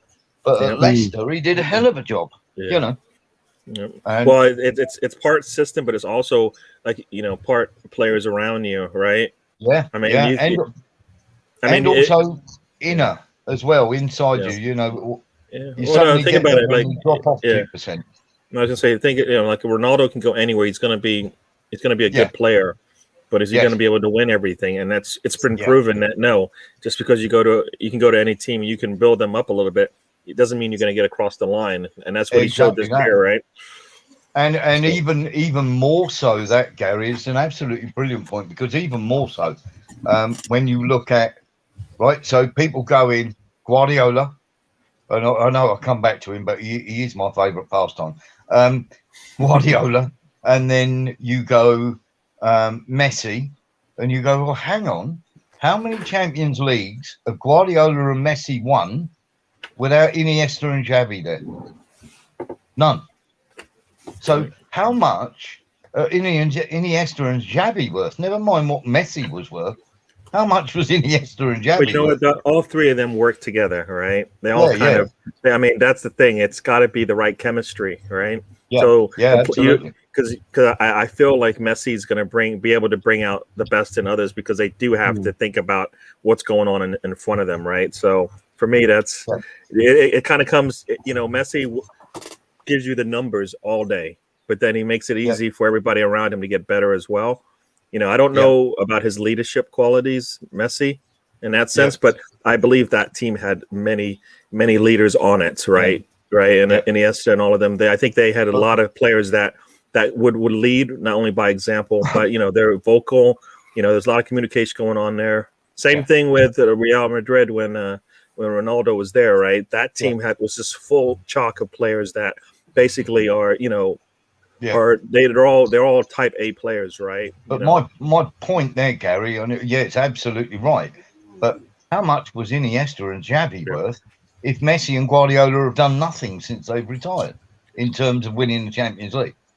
It just goes to show how special they were, and surely they had to be up there. Even though Messi got all the plaudits, they had to be right up there as well in terms of, because they took Spain to a World Cup, a European Championship. These are guys whose lockers are just full of winners. 2-0, Maguire. I haven't even got back. Was that the fastest game? Was that the fastest score in it? Because I haven't even got. Literally a minute in. They're still lining up over here. Literally a minute into the second half. It's from a set piece. They just kicked the ball off here. It might go to VAR though, just to make sure he's not offside or anything. But literally, everyone across the way is going mental. So I know the goal's coming because they go, and I'll see it afterwards. I've just seen that there's a free kick about to be taken. Yeah, that's it. That's where it's coming. It's coming on. Come on in, slabhead. Don't do that, Ryan. You'll get slapped. Don't be doing that coming home. Well, keep that for the final. When we're winning the final with 5 minutes to go and we're 3-0 up, then you can start singing it. We sing that every semi-final and get beat. I think we need a little bit of Melvin here to sort of commemorate that goal there. Yes, get in there. Oh, there's nothing wrong There with we that go, goal. Melvin. Did he come back on side? He did, right? Yeah. Get in there. Yeah. Go on, Mel. What you got, Shevchenko? Got to do something now, haven't you, son? I laugh because you like listen to some of the chat, and it's like, all the England fans are like, I know I want England to win, but when I see like Harry Kane score, I just like they're just disgusted with it. They enjoy League it. But they're judges, yeah, like, I don't even know how I'm supposed to feel about this one. I'm so He's torn. onside. He's onside. yeah. It's League, only his league- arm. You don't put the ball in with your arm. That's Oh, a you know goal. what? He was onside because that defender In the was Premier definitely League. not in line like he was supposed to. The thing He's is, like- thing is, well, in the Premier League, if an arm's offside, you're offside. That's it. Yeah, you don't put the ball in with your arm. Yeah. What's That- our officials You know what? say? It should be clear, right? A little Remember we Maradona. going through this whole thing, right? It should be clear. It's not. Yeah, nobody absolutely. sees that. Nobody sees that. You know what? Oh, dear. On one of them, mate. Take it back to clear daylight. Yeah. Yeah. Clear It daylight. should, If it's clear it daylight, should be if not- easy, because if it's not easy, you're not going to get consistent results, right? Yeah, absolutely. Clear daylight. Because you know what? When you're actually running a line, when it looks just off, it's actually onside, because your eye just takes that split second longer to pick it up. Adjust, yeah. Yeah, to adjust. So when it looks like it's marginally offside, if you then run it back, you'll find always that they're just onside. And it's when there is clear daylight and you put your flag up, you know they're offside. And that's, as linesmen, we do. But when I'm on a line, and I was on the line for a really important game the other week, Gary. It was a championship decider, mate. And I gave 3 offsides that were all goals, and they lost the championship because of it. But they were all offside. But I had to have an escort to the car park. I bet you did. I bet you did. I bet you did. It didn't even matter if you were right or wrong. It did not matter. Yeah, You no, could it have been didn't matter, the mate. best referee of all time. Yeah. Oh, Gaz, Especially I've got if they dogs never abuse. scored. Did they score ever again? Did they score outside of those? Well, three? basically, the side that I flagged offside 3 times, and twice was clear ones where he still went on and put the ball in the net sort of like 5 or 6 seconds later. And there was one where the guy's taken a shot, it's hit the post, and the defender scored an own goal. But the Yes! guy, Okay, Is it 3-0. the guy was actually standing in an offside position when the shot was taken. And they were pretty clear, but I got absolute dogs abuse. Everything from scumbag to homosexual to paedophile. I mean, you name it. I got loads of it, mate. That's the. I mean, I've refereed basketball, I think and like you said, it's gotta. If you can't take it personal, for sure. No. You can't take it personal. They just want to win, and Yeah. everybody who's been a referee probably has played once and wants to win, and will try to get anything they can over on the referee. So it doesn't really matter, So you've seen it all. You probably have said it, But I mean, the fact one of them is, where you just go, well, you weren't in line. You haven't got a clue what you're talking about. yeah, That's all you do. and it's wow. Get in, Harry. At last, 3-0. Get Wow, in that there. Did they not understand how this man works? Yeah. They don't understand how he works. See, this is the Harry Kane I'm gonna moving go. on I'm gonna football. like that, right? Like, what? Like when you get it before the game comes, before the game starts, and you come in, you're like, okay, we got Harry Maguire, Harry Kane up top. So how are we gonna play this? Can Guess I make what? a suggestion now? You cannot give him any space. You cannot give him any space. Guess what? You Got a cannot little give gap him any between the central space. defenders there. The Oh, they gap had between- three what defenders there, and they all was the centre back doing? they all left him Oh. alone. He stepped Bob away from Holding- him. Bob Why Holding's did he playing step for the away from Ukraine. Kane? He stepped away from Kane. Rob Holding's playing for the Ukraine. He looked totally lost, the centre back. So the Ukraine centre back, Gary, he was doing a Rob Holding. He was just turning around in circles watching. Well, both of those defenders on that side of the field just like, I don't want any part of this. And it's like, wait a second, but that's your job. Oh, I've been asked to crap. get a goal out, so brace yourselves. all right, here we go. Oh, God. Joe, you got some food. You got some food on your chest, mate. Sorry. Maybe Yeah. Hey, No, You Love got it. some food on your chest. Oh, wait. Yeah. Is that tattoos, or has he been rolling around in the mud? Yeah. Well, you know what? This is what we expected to see after the first goal. So yeah, we'll take it. It might be a little bit late, but you know what? This is exactly what Yeah. it looks like, right? You hit them once, you hit them twice, and then they're Yep, going to shut that's down exactly because what they're they not going to do. be able to. They don't want to go down 5-0. Because at the end of the day, that was a bit of a mistake by Robin Holdingev at the back there. That did. I mean, yeah. You know, a lot of people actually think Holding is pretty good. So Really? I mean, yeah, they say, yeah. You see it on Stevie at least Wonder, Helen on the Keller. Twitter. On Twitterverse, they say, you know, he's not that bad. I'm like, okay. but Okay, Twitter cool, is yeah. not known for its intelligence. Well, I mean, it's people that I kind of feel like, you know, I've read a lot of their stuff, and they seem to know they know what they're talking about. So I'm like, all right.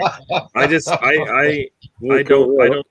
I'm happy if he goes. I'm happy if he goes, but Right. You know. These people that you're listening to, Gary, need mental help if they think Holding is a really good defender. Honestly, have them certified. I know that the parents and their children might get upset about it, but have them certified straight away and get them medical professional help. Yeah. better I've still- said it multiple times. I kind of feel like he's a passenger. He's always there. He's the guy, right? You know, where the people there that are standing there when the wreck happens. He's always Yeah. right there. So he's right there. He gets a front row seat to the accident every time. Yeah. He's not the one there cleaning up the mess. He's just the one there. He's Oh the one man, bossing. something bad happened Yeah. here. He's a rubbernecker, isn't he? He's a rubbernecker. Having a look round, going, "Well, what's happened here then?" I always feel like a defender every once in a while will have to make up for their buddy who makes a mistake, right? Yeah. It cannot always be this player made a mistake, so I am not going to clean up his mess, right? As a defender, at least once in a while, it's like, you know what, you made a mistake, I'm going to come help you out, right? Yeah. Leno does it all the time, right? So the defense in front of him messes up, he's able to come in and clean up the mess most of the time, right? Gabriel That's just what you want. looked. That's what you want from your goalkeeper, right? Yeah. You know, Holding doesn't do that. Like, do you ever foresee a time when Holding is going to clear the ball off the line with a header, like Gabriel did, right? Do you foresee that ever happening? I don't see that. I must have missed that video. He did that in the Euros. No, I'm saying, do you foresee that from Holding? I've seen it from Gabriel, and he's only been here for a year. Yeah. I've got to say, if I'm playing next to Gabriel, next to Holding, I'm walking down the tunnel at the start of the game as we're going onto the pitch, and I'm going, "Oh, for fuck's sake!" Really? Oh, fucking hell! Do us a favour, mate. Don't pull out any handkerchiefs. Don't squirt anybody with water, and take those clown boots off. Yeah. Because no, he needs to. That's a guy who needs to be sold, mate. Can I make a suggestion here? Yeah. England, can we make some substitutes now? And I'll tell Yeah, you I'm what I about want. to make one. I'm literally I watching want- it happen. I want 1, 2, 3, 4 substitutes to be used now. Well, who do you want to be coming on and who do you want off? 'Cause I'm about to I set- want I'm about every to- single person on a yellow card off. Rice is coming- Declan Rice and Rice is about to come off for Henderson. Rice, Right. Phillips. Yeah. Rice, Yeah, Phillips. that was the one thing I read about. It was like, you know, Yeah. we've got two Oh, players in the that- middle of the that- field with yellows. Yeah. Hopefully Rice, hopefully Phillips, that's not a Walker and mistake. Maguire, please. All off. Yeah.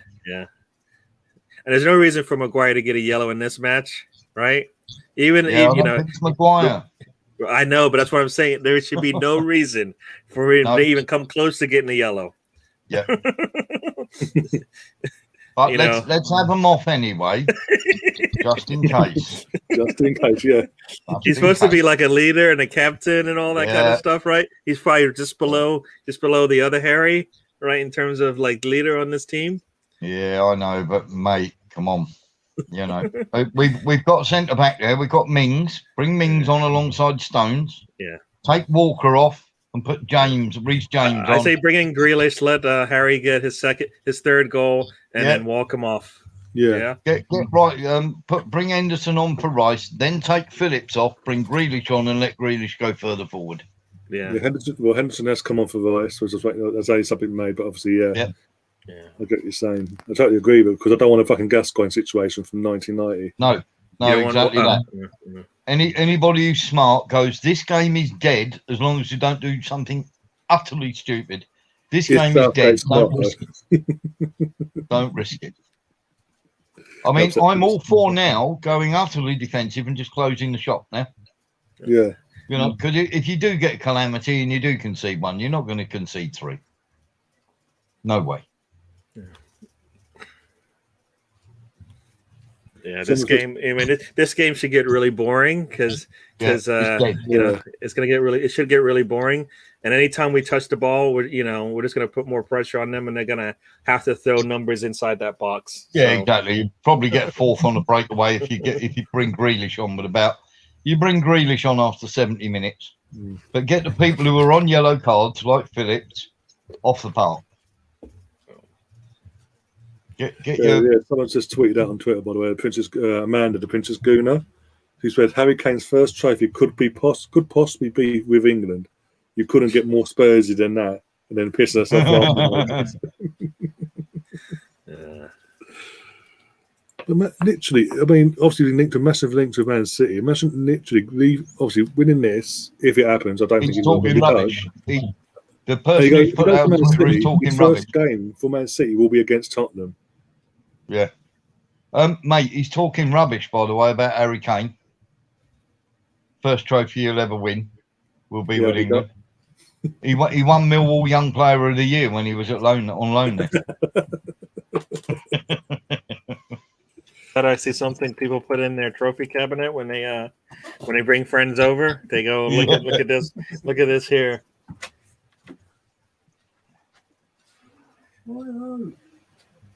Come on in, hold on. Just hold on to the ball. Just hold on to it. Make them come and get it. Yeah, there's no reason to do anything rash, right? Make them run around. Yeah. It's okay to go backwards, right? It's okay to go backwards. Now, when you're 3-0 up, then you can play like a Southgate team. You know what I mean? Yeah. But this has been a thoroughly, thankfully we scored those 2 goals. Well, this is what we're expecting from the team, right? There's nothing nothing surprising about this. I mean, I figured they were gonna be tired. Yeah. Right. And 2, they're down a couple of men that were starters in the last match. Yep. So, I had a 3-0 win, mate.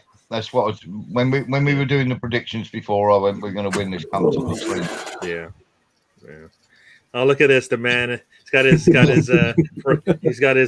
the I don't know, the man in the chair with his slightly worrying. I don't know about you, Gary, but it's slightly worrying. You've got a man all alone in a room stroking a cat. It's got shades of Blofeld. It's what the evil characters do in the movies. Yeah, they're always stroking their cat. Come on, not the evil, right? Come on, it's a Bond villain. Ernst Stavros Blofeld. I mean, he doesn't have the drink. He doesn't have the martini or whatever in his hand, drinking while he's stroking the cat. And where's the henchman coming in? You're like, going, boss. What do we do? What do we do? You want Oddjob to come in with a bowl of rat on now? Oh, Mr. Bond, I expect you to die. What's next thing? What's it next thing, Ryan? World domination. Well, you know what? When he gets into his suit, then then he's playing the part, and he has to get it, and he's got an eye patch. You know what he's going to do next, Gary, don't you? Some guy in a lab coat is going to come walking past him. He's just going to drop through the floor. It's about. It's like I'm sorry, Mr. Ryan. I'm sorry, Mr. Ryan. It's okay. It's okay. And he presses the red don't worry button. about it. He presses Boom. the red button. Boom, he's gone. And then the next thing you hear is screaming as he falls into the crocodile pit. Oh god. The snappers are going to be hungry today. Yeah. Oh, they're not going to be hungry. If you pan round the bedroom, with a camera, Gary, there's actually a naked woman there covered 4-0. in blonde glitter all over, Henderson. in gold glitter all over the place. Oh, You know what? I want Grealish to come in because I need to get him some minutes, but he doesn't need to come in. I mean, he should come in for minutes, but he doesn't because you know what? That would just be unfair. Yeah, Henderson. That would be nice if you bring Grealish in now. Good ball. Good ball. Yes. Oh, what save. What a save that is. And I think That's an awesome save. I'm sorry, Ryan, but we're gonna have to do it. Wow. Go on, do it, mate. Do it.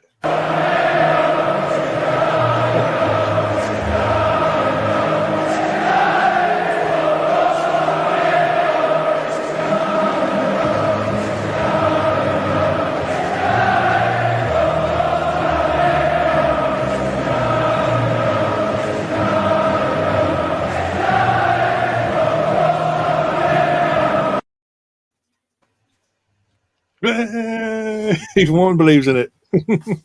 See, You gotta let us see the goal first. I don't. Oh, get in. Good finish. You didn't even let us see the goal first, and we're seeing Melvin. Holding on, was there dude. again. There Holding we was go. there again, Gary. Luke Shaw's coming off. Holding Ev was there again. Trippier's coming on for Luke Shaw. Bellingham's coming on, and I got to see that was coming again on. because I was too busy with Melvin distracting me. Brilliant defending at the near post. All Melvin's fault. Melvin Brilliant. distracted me there when I was trying to see Yeah. what was going on. Holding was in the Ukraine defence again. Never got off the floor. Let's see how this goes again. What's Oh, the did you number see? se- You just see what's him. the jump by You the see him number trying 7 to at the near jump, post? but then you know what? The shackles, those things come out of the ground, grabbed his legs, and kept him down. And he just couldn't go. He was like, Sterling's He come stayed off for that. Shocking, wasn't it? Ryan, if he Ryan just had to jumps go up, if he just jumps up, at the least, he can't see Yeah. where the ball is. It just pops out of nowhere, Yeah. and then he might miss it. But he doesn't Yeah. jump so because he's like, what? Why? Calvin old Phillips come off as well. treacle toes. Jude Bellingham's come on for Calvin Phillips as well. So another Good. players on the book that could be Good. booked to come off. Who have you got left? Out of the ones that could be popping. Walker and Maguire. Oh, okay. I think we've got one sub left, I think. So one of them's coming off at least. Got to play it smart, though. I'll take. You know what? Got Trippier there, We're so having 3 we've got to players take coming Maguire. on, aren't we? Oh, Trippier's Yeah. on. Yeah. So we've made 4 subs out of 5. We've got 1 sub left. You know what? I'll take Maguire off. Take the Yeah, risk. he needs to get a Walker. curtain call Walker. anyways, right? Yeah. You give him a Walker curtain call, and then Yeah. you know, you're done. You know, The worst case, if they Walker- got the if Walker- captain. The yeah. captain did his job today, right? Yeah. Yeah, exactly. This is what we If wanted Walker- to see in the first 2 matches, but Yeah. you know Oh, what? We'll God take forbid. it when it comes. We've had to wait this long, Gary. Oh, Yeah, Oh, dear. you had to go and play It's Coming Home, didn't you, Brian? Crazy, I'll man. watch it. Hey, Crazy, do you man. not like? Oh, Complete- yeah, you're thinking it's complete- a little premature. Mate, every time we I'm just play, pleasing the maths. every time we play It's Coming Home at a major tournament, we get knocked out in the semi-finals. Well, that's why you got to get it all in, right? Because you don't get to play Yeah. it again, do you? Well, You know, after it happening so many times, you're just like, you know what? I can't. I get about 20 of these in for the whole match. I gotta get them all out, and then maybe Yeah. I get to play it again. I'm not being funny, mate. You wait until there's only 2 of us left. And then you play it. You know what I mean? You had people playing it in the first group stage. You know, you're like, hang on, there's 24 other teams in there. I admire your optimism, but believe. It's one of those things where you're fear of missing out. You want to be the first ones to do it, right? Yeah, well, I'm not being funny, Gary. If I'm the Denmark coach, Yeah. I just put that up on the big screen in front of my players and go, let's go and ruin their party. Oh, definitely. You know, it's a good motivational tool. Here you go. Look at this. Just think what you can do with this lot. Yep. You know what I mean? Here you No, go. definitely. Here they are all celebrating. Let's go and ruin their party, shall we? Well, they want to do it anyway because the game's at Wembley as well, so they're going to want to do that anyway. Yeah. You think they're gonna expand the capacity Well, I'm hoping automatically somehow? I'm hoping That's Southgate this time can get fully erect because, Good boy. to be honest, so far he's only ever achieved a semi. There we go. Even then, it flattened after a while. I mean, with that, coming into this match, I believe we all thought England had a pretty good squad, regardless of how how things are going to turn out. They're probably deeper than most, right? Yeah. So, Well, I don't know about you. I expected semi-finals at least. Yeah. well, it should be. Yeah. It should be there. Five goals against to not get there. Yeah, we can't do it. Not even we can screw this up for a minute. Well,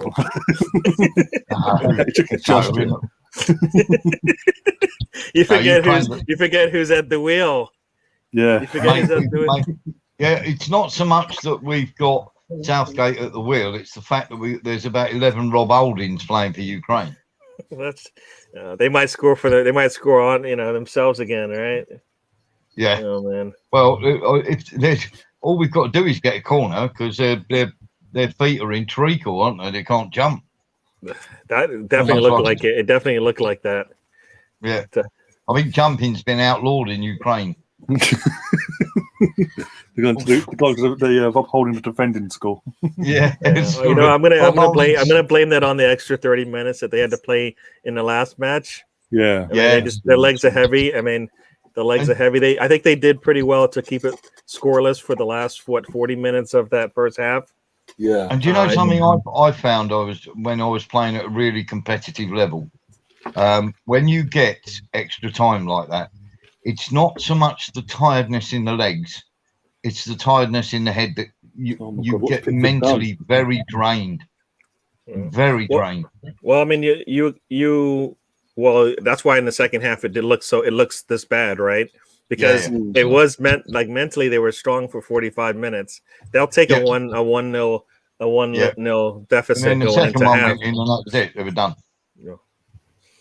They were done when the second one went in. And the trouble is, when you do play a really emotional game and it goes to extra time, mentally it's so draining. It really is. Why, he left one on matey boy there, didn't he? Oh, fucking Pickford got away with one there, by the way. Oh, that's a good ball.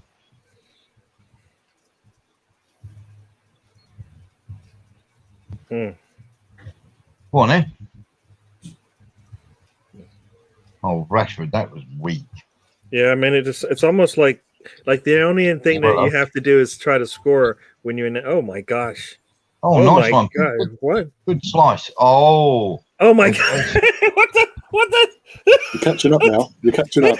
Try to kick the keeper from there. And all right, okay, they can't screw. All right, goalie comes up. All right, good. Whoa, wait a second. What? He shanked it. How do you hit a golf? Yeah. You know, they always tell you, how do you hit a golf ball backwards? That's what it looked like.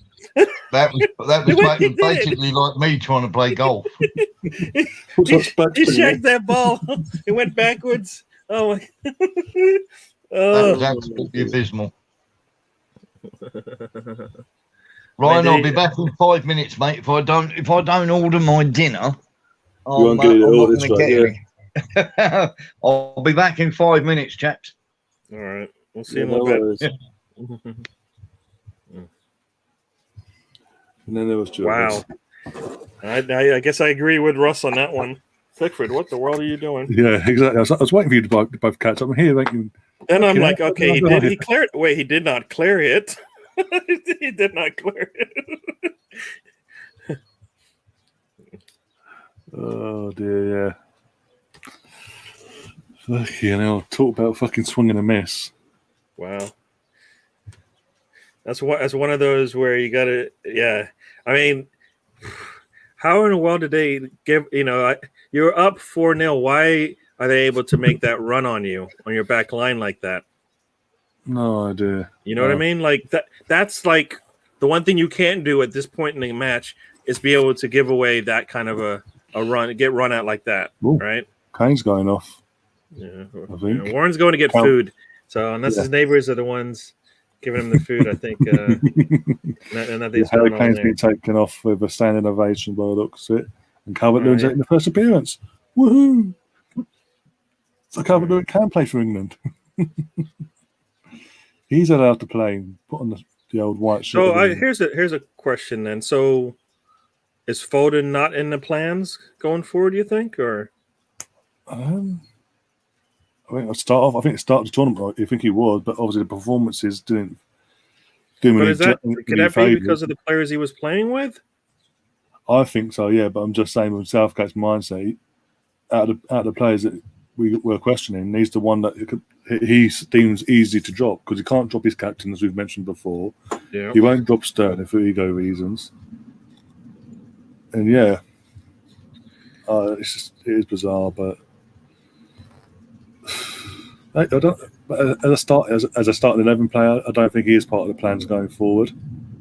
I say that now if I can start on Tuesday or Wednesday night now. I've now said that. Yeah. What about you? Do you think he's part of the plans or? Well, I don't think so anymore, and I think he kind of got punished because the way the first two matches went. I mean, I don't necessarily think it was. I don't think you look at Foden and go, you know what, you're part of the problem here as to why things look as bad as they did. You know what I mean? I don't think that's the cause of it. So I mean. He is considered the best young talent in England right now. Yeah. Right? I mean, and that's because he's on a better team than Saka. I mean, that's seems to be the one thing that he's on a big team and he's actually playing well there. Saka has to do a lot more, just to get recognized. So Warren's back now. There we go. There we go. Cheers, chaps. Because based on what you're saying, that means Foden would be coming off the bench for a while now. Then, right? Yeah. Right. Because Saka's, I assume could be a starter, right? Yeah, I assume so. Because Grealish will be a starter, I assume. Right. Sterling, will he be able to stay on as these players get better and better, like the Sanchos and the Bellinghams, and you're gonna have to figure out a way to massage that all around, right? Talking of that, have you seen the photo? Talking of Foden, have you seen the photo of Foden, Luke Shaw, and one of the other England players in the swimming pool?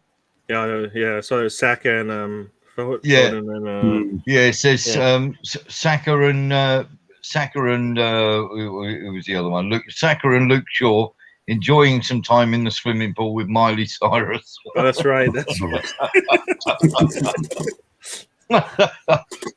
Oh God! To be fair, it does look eerily like her. Jesus Christ! I mean, he'll be insulted. Jesus Christ! Yeah, yeah, he's not too happy about that. Yeah. Well, I think I timed it about right because they just said, it'll be about 20-25 minutes. So. Yeah, got about 15 minutes left plus the injury time, so about 20 minutes itself. Yeah, give or take. Go on in. Cross it. I don't let it go out. Across, yeah. Oh, it's Sancho. Don't let it go out, son. That's not quite how it works. Chives get a bit ahead of himself in the chat, by the way. He says if England play like this against Denmark on Wednesday, Denmark have no chance. But get a bit ahead of yourself. I don't want to do that because 3 years ago, people got ahead of themselves against Croatia and look what happened. Unbelievable. Unbelievable. People don't learn. Denmark are not Ukraine. They really aren't. They're not Croatia. They're not going to be Croatia, but they will give us a game. And I think they. Denmark will be. I've got this gut feeling it could be Denmark in that final. They could win this. Be a dark horse. It'd be a dark horse. Remember that Denmark have got a lot of drive behind them simply because of what happened to Eriksen. Yeah. So that's there to kick off with. Denmark are a decent side. and Dahlberg is a threat up top. Ukraine, I think the extra time and everything has just knocked all the stuffing out of them. Denmark will be a vastly, not a little bit of a different proposition, a vastly different proposition. Yeah, I mean, just think about if you just look at this match, right? Even though say Denmark goes down a goal, and then the rest of that first half looks the same way, but it's Denmark playing and not Ukraine. Yeah, absolutely. That would be a little scary, right? I mean, we should beat Denmark because I think man for man, we've got the better players. We should beat Denmark, but this is England in a semi-final, and remember what we're like in semi-finals, guys. There's a reason we haven't been in a final for a while. Don't be counting them chickens. Well, the only final we've been in, I wasn't even born. It's 55 years ago. Yeah. Since then, it's been quarterfinals, semi-finals, quarterfinals, first knockout round defeats, and even qualifying sometimes. I mean, I remember going. Well, my earliest memory, obviously, was the group games. But I was very, very lucky to be at the World Cup final the World Cup finals in 1970, and I remember us being 2-0 up against Germany and walking the game in the heat, and we lost 3-2 after extra time. The opening game of the Euro 2000 against Portugal, 2-0 up, Paul Scholes. We ended up losing 3-2. We ended up going to get knocked out. Oh, yeah, I remember Neville getting torn apart by Figo. Yeah.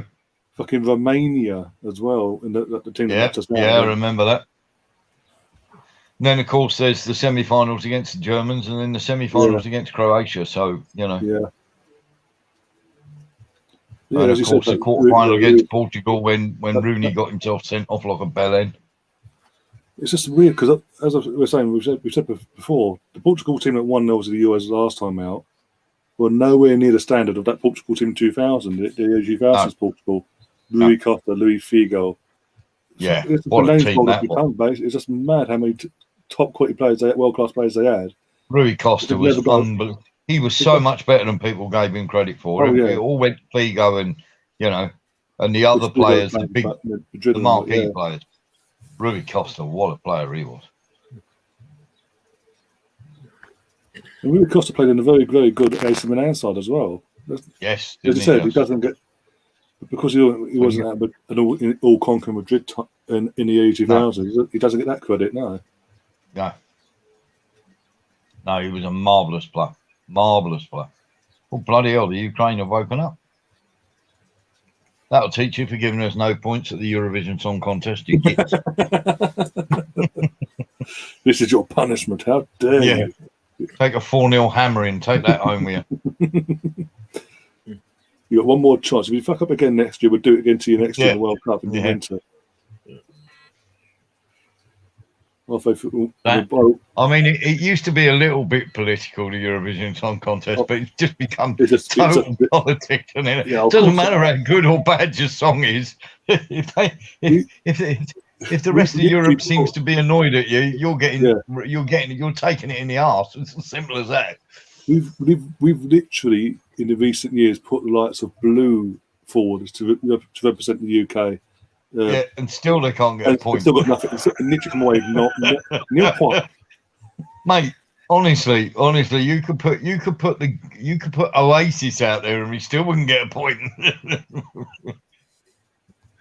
Yeah, they hate you, right? They hate you. Yeah. Oh man, do they ever? I can't think why. Yeah.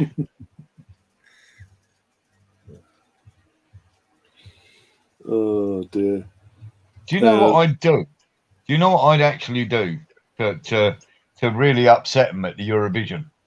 And that would put them in a dilemma because being how woke and politically correct things are nowadays, what you need to do is put a midget, possibly Japanese or Pakistani or Indian, put a midget in a wheelchair who's got a speech defect and let them sing a song under the banner of the UK, and they just go, and because everybody wants to do the right thing, they just give us 12 points.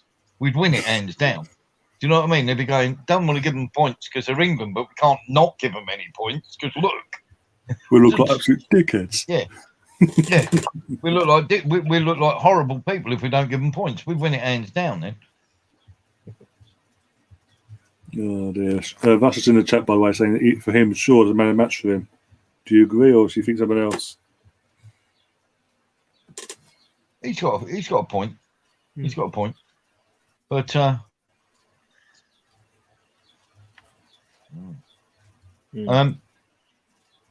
oh, while we're on the subject, fellas, how do you feel about the Olympics with that bloke going as a female weightlifter?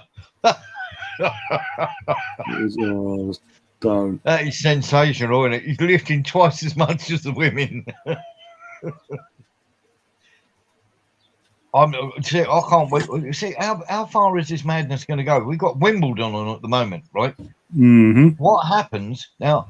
Any one of the first 250 men in the men's draw could easily beat the number one woman player in the world.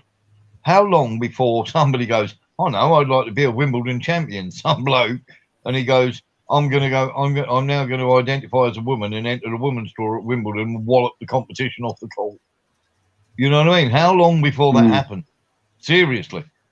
Do you know what I'd honestly do if I was the female weightlifters in that competition? Just don't take part in it. Because, bear with me here, would you agree that it's totally unfair that a man goes and lifts in a woman's sport? No, it's either way round. If it was the other way round as well, I'd say no, because literally, just there's no. It's either. But these people are just cheating. They're not. You don't see any women go. You don't see them going as transgender and then still competing in the men's sports, do you? And you don't see women transitioning as men and then going breaking records in men's sports, do you? You know, so the figures speak for themselves. I'm not being funny. You can't have a guy who's been a man all his life, up to 33 years of age, doing shite at the weightlifting, so he decides to become a woman. I think that'd be great, mate. I think that'd be great, Russ, because I'd actually like to get into some of the lady footballers' female changing rooms. I think that'd be quite entertaining. Oh God! Morning, ladies. Just come to check your boots. Oh God! Russ, you set that up, didn't you, Russ? Did Russ actually set it up, or did Warren just take it there? No, Russ set it up, mate. Russ set it up. He wanted me to go and rep some ladies down. I don't know. I think I'm okay. You both went there. All right, let's just say so that. I've got a thing here, Gary. I've got a thing here, mate. If it's the Olympics and it's all about competition, isn't it? The Olympics. Yeah. So why don't the other female weightlifters who have got absolutely no chance of getting a medal just boycott the entire thing? Because if you haven't got a competition, then that's utterly against the spirit of the Olympics, isn't it?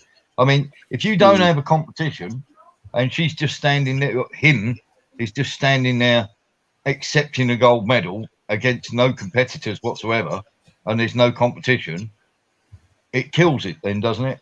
Rather than this nonsense, because you can't have men competing in women's sports. It's out and out cheating. If it's cheating, that's the thing. I don't know. I can't say that I know it's cheating, or how people feel about themselves. So yeah, I mean, you know what I mean? So that's how I feel about that part of it. I understand you not wanting to walk out on that ball with me, Gary. No, I just locked the door. So you know what? You can't come back in. You're gonna have to go around. You're gonna have to go around. And I don't know. Mate, I don't know whoever gets to the front door first. If he's lifting 100 kilos, if he's lifting 100 kilos more than a woman, is that fair? Yeah. No. I'm more on the mental side of it than the physical side of it, because it's the mental reason why people do identify as they do, right? Gary's being very careful here. I'm not. Like I said, yeah. So you know what? I can't hear you. Ryan, wait a second. I think I'm going through a tunnel. I'll be right back. Yeah, it's going through a tunnel. Yeah, it's really loud over here. Those headphones he's got on, mate. He's got a minesweeper on there. He can hear the beep, beep, beep as he's going over them. Yeah. And then Ryan has to add his little bits. Russ has to add his bits in there. Like Russ is like, all right, I can see where this is going. He's like, I'm going to add some more. You know, Gary's like, oh crap! I knew Warren would go there once the game was finished. I knew I shouldn't have come on when he was on. Oh, dear. Well, this is what England did to us, right? Like they keep doing stuff to us. Like either we can't enjoy the match, or we're enjoying it too much that it's like, you know what, this is really not. You know what, we don't need to pile on anymore, right? We just need to finish off this match with no yellows and no injuries. So Gary desperately trying to change the subject now. Yeah. Gary, is it sunny? Is it sunny over there? Gary, I love you, man. What are your pronouns, by the way? I don't have that on my thing. I guess it would be a he, right? But I don't know.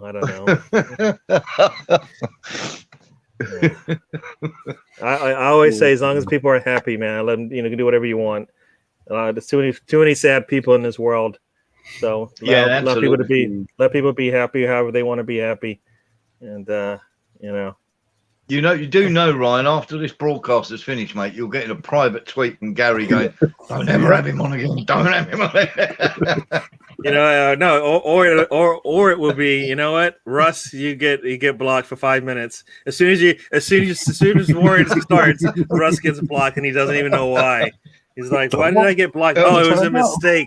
It was a mistake. I was trying to block the other guy, and sorry. No, you got to wait your turn now.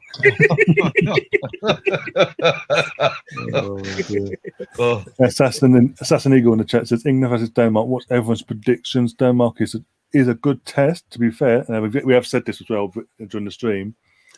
Denmark do have a good team, considering they lost their best player, and obviously Christian obviously can't play because of what happened. But he's going for an England 2-1 win. I think it will be 2-1 either side. But obviously I've got to edge I'm going for a 1-1 and pens. Oof, I don't want that. I don't think I think England's too good in certain spots for them not to be able to get 2 goals in that match. I understand Denmark's playing with a lot, but I think, even if it's 0-0, I think England can still come out and get 2 goals late in the match based on who they bring on. All right. Yeah. I'm going for 1-1. I'm going for 1-1 and a penalty shootout. Warren, are you going to deal with this comment? You got me for the video, so you got to do the same. Yeah, Luca, you need to stop that, mate. We've got to get past the Italians first, mate, and they're looking pretty decent. And just remember, every time somebody goes, "It's coming home," it hasn't. Fucking 30 odd years. Yeah, wait until 25 years, actually, technically 55 years. Wait until there's 2 teams left, and then we can start giving it a bit of that. And even then, it's a toss up, isn't it? But let's get to a final first. Because full time. We've gone through. We're in the semi-final. That would be nice, Luca. That really would be. But being an England supporter of 59 years, I've seen far too many false dawns to start counting chickens yet.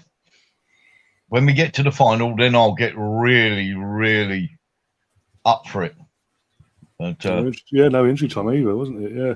England always had this way of just letting you down just before they get to the final hurdle.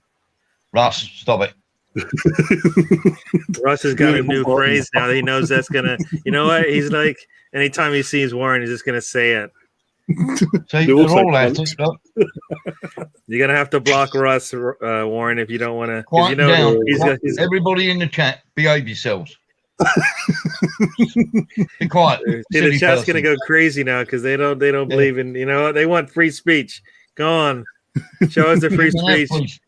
You can have free speech, but just don't say anything on LGBT rights. Oh, that's a whole different matter. That is, Jesus Christ. Yeah. Oh dear, but yeah, 4-0, comfortable win. Didn't even need Grealish, surprisingly, today, like the other night. So yeah, Denmark awaits. That poor Ukrainian woman standing there waving her Ukraine flag forlornly. The flag, yeah. Right. just there, like, There's nothing. And there's been too many semi-finals where we've been booing our eyes out at the end of it. So I'm going to wait till we get to the final. Because nobody, I mean, they always say people never remember the semi-finalists, you know, in cup competitions. Yes. We remember. Yeah. We remember the semi-finalists because we're normally the ones going out. Yeah, on penalties as well. Yeah. If you're old enough to know, you know. Yeah. Okay, hell. But yeah, obviously referring to 1996 as well. Bloody hell. Both Germany as well. Oh, I hate Germany. I'm not being funny, fellas. I've watched England get knocked out of 4 semi-finals in major competitions.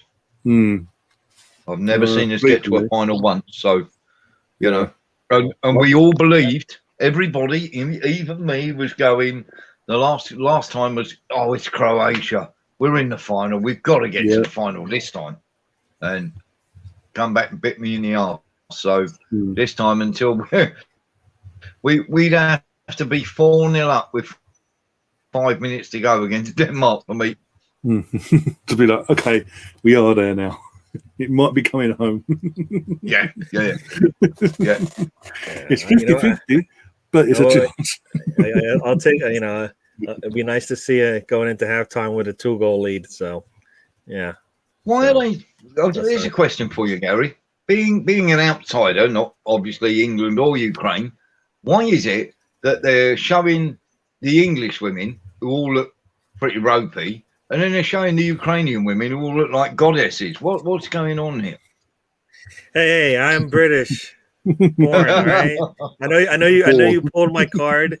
Yeah, you're one of those guys. You know what? You were born here, but you're not British anymore. So you lost your card. You ran off. You left us alone. You ran off. I can still claim England. It still says, as I always said, my nationality still says British on it. So I'm a passport, no matter what kind of passport I got. So nationalized. One of us. Well, you know what? It's it all depends on who's that camera person, right? They want to bring England down, right? Like there's no way we're showing you any good quality pics on the TV. Yeah. Sorry. Here you go, Ukraine. Just to cheer you up because you've gone out, we'll show you some really nice women. And since you've got through England, have a look at a couple of ropey old slappers. Oh God. It's sort of like that, isn't it? Really. I shouldn't even indulged him, right, Ryan? I'm sorry. No. I should have never kept that conversation going. We sort of poked the bear a bit there too. I should have. Yeah, I kind of did like say, you know what? Go ahead, Warren. Go ahead, Warren. Oh man. Reverse psychology and all that, but yeah. Ryan will be all right. He can just sit in his room and stroke his pussy. Oh, God. I think people are coming now and they're completely out of turn. Someone here looked away and comes back and goes, "What? Oh, I missed it." You know. Damn it! Where is it? Come on, let's. I gotta go back. What happened? You know, the most. What does it say? The most rewound. You know, YouTube slot. You know, it's like Mr. Arsenal was on today, and like 1,000 people just rewound to a certain spot over and over again, looking for. I don't know what they're looking for, but they're looking for something. They kept stopping at the 9-minute. What is it? No, the 2 hour and 17-minute mark for some reason. I don't understand what's going on. They'll have to rewind to the Mr. Blofeld bit, won't they? Shadows, stop it. Everybody's got something for Warren. You know, everybody on your way out, make sure you leave a message for Warren. He loves the messages. He can't. Thanks, he can't. Oh dear! Hashtag it's coming home and that one as well. Yeah. Bloody Americans! They're always causing trouble. Hey, you guys started it, or should I say we started it? All right. Oh, dear. Oh my God! And with that, I think we'll step up before it gets out completely out of hand. Okay, if it hasn't already. Warren, we'll start with you first. Thanks for coming along, and obviously I hope you're around for Wednesday. Is it Wednesday night? The England one. Yeah, I will be, mate. I will be. So I hope you're around for that. Where can people find you? Where can they all tweet to "It's coming home" and bombard you with that? You can all tweet to Thorn in their side. It's coming home. A quick aside, I'm glad you reminded me it's on Wednesday, because somebody asked me if I could cover for them refereeing on Wednesday, and it's just reminded me that our match is on Wednesday. No chance I'm covering for them. Yeah, you can find me on Facebook if I'm not in Facebook jail. In fact, I spend so much time in Facebook jail, I'm starting to feel institutionalised. And you can find me at Thorn in their side on Twitter. Oh God! So please send me all your "It's coming homes," and I'll give you plenty back. Oh, trust me, you will. Gary, what about yourself? Can I just say it's been fantastic, by the way. I've really enjoyed it, and thanks for your company, guys. Absolutely no problem. Yeah, and Gary, where can people find you as well, my friend? Yeah. So as it says right there, DWTT. That's my YouTube channel. Not much going on. I guess I'm mostly an Arsenal chat podcast. So because I have nothing going on right now. The season starts up, I'll probably start talking again. Don't waste a tweet. There's my Twitter. You'll see me here on most watch-alongs, and then Arsenal Fan Circle is where I spend most of my time, 2 days a week, Thursdays and Sundays. So, and also you'll see me on other channels and in chat rooms around. So, yeah.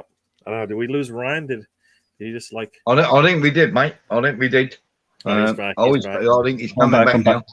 The mic disconnected just as you were talking, Guy. I do apologise. Yeah, just in case you missed it, Ryan Gary was saying, please contact me on Twitter to talk about any trans issues. Oh, for God's sake. Warren, behave yourself. Bad Warren. Bad Warren. God's sake, there's one job. And yeah, if you're new to the channel, guys, literally do subscribe to the channel, do smash that like button, do share the content around. As I always say, on all your social platforms, if you can, that'd be absolutely fantastic. If you can get some more new faces on the channel, basically. And as you can tell for the last couple of streams, you have to be a subscriber now to be able to chat in the live chat now. Because I'm not having any just random people come in and cause aggro for no reason. That's an end to it now. If they want to do it, they have to subscribe to Facebook. But yeah. Oh, we're back in a few hours for the fucking Argentina game. Yay me. For the Copa America match. Oh, you're having the Argentina game on, eh? Yeah, Copa America. So I might as well get my body acclimatized when Arsenal go to the States and do their silly o'clock in the mornings here in the UK matches. So my body's prepared for that. So I might as well get used to that. Yeah. I've got to catch up on some work tonight. So if you want any company, give us a shout. All right, no worries. I'll set it all up and I'll let you know. Right. I want to say hi to everybody or bye everybody in the chats. Yeah. I don't think I. Well, thanks everybody in the chat for all the It's coming home messages.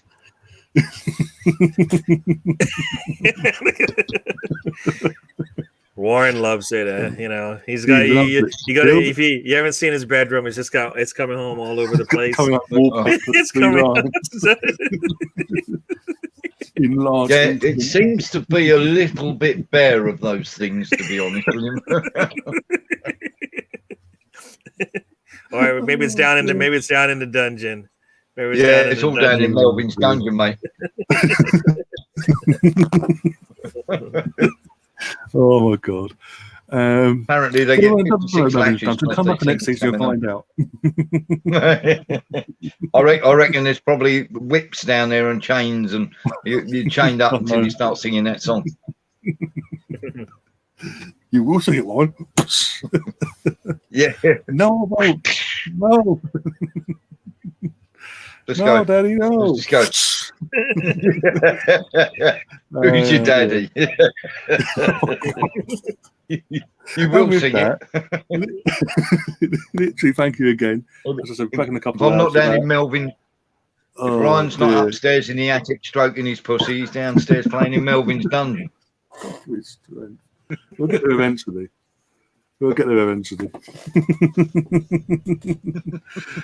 Oh my days, carnage at the end of the stream. This is what happens when things go right for for this channel. When things do, we get positive Isn't that- results in isn't that football watch brilliant? alongs. Absolute carnage. Oh dear! But as I said, I'll be back for the Argentina game tomorrow. I don't know what I'm doing in terms of streaming wise. And then yeah, back on Tuesday and Wednesday for the semi-finals respectively, and we'll go from there. Basically, obviously in the Arsenal content in between, they'll throw that in as well, obviously. But yeah, until then, guys, enjoy yourselves. The rest of your evening. If you're English, obviously celebrate. If you're up Brownie in your Welsh, sorry, then I apologise, but tough luck. Until then, up the Arsenal. Come on, you Gunners. Coming home. Come on, you Gunners.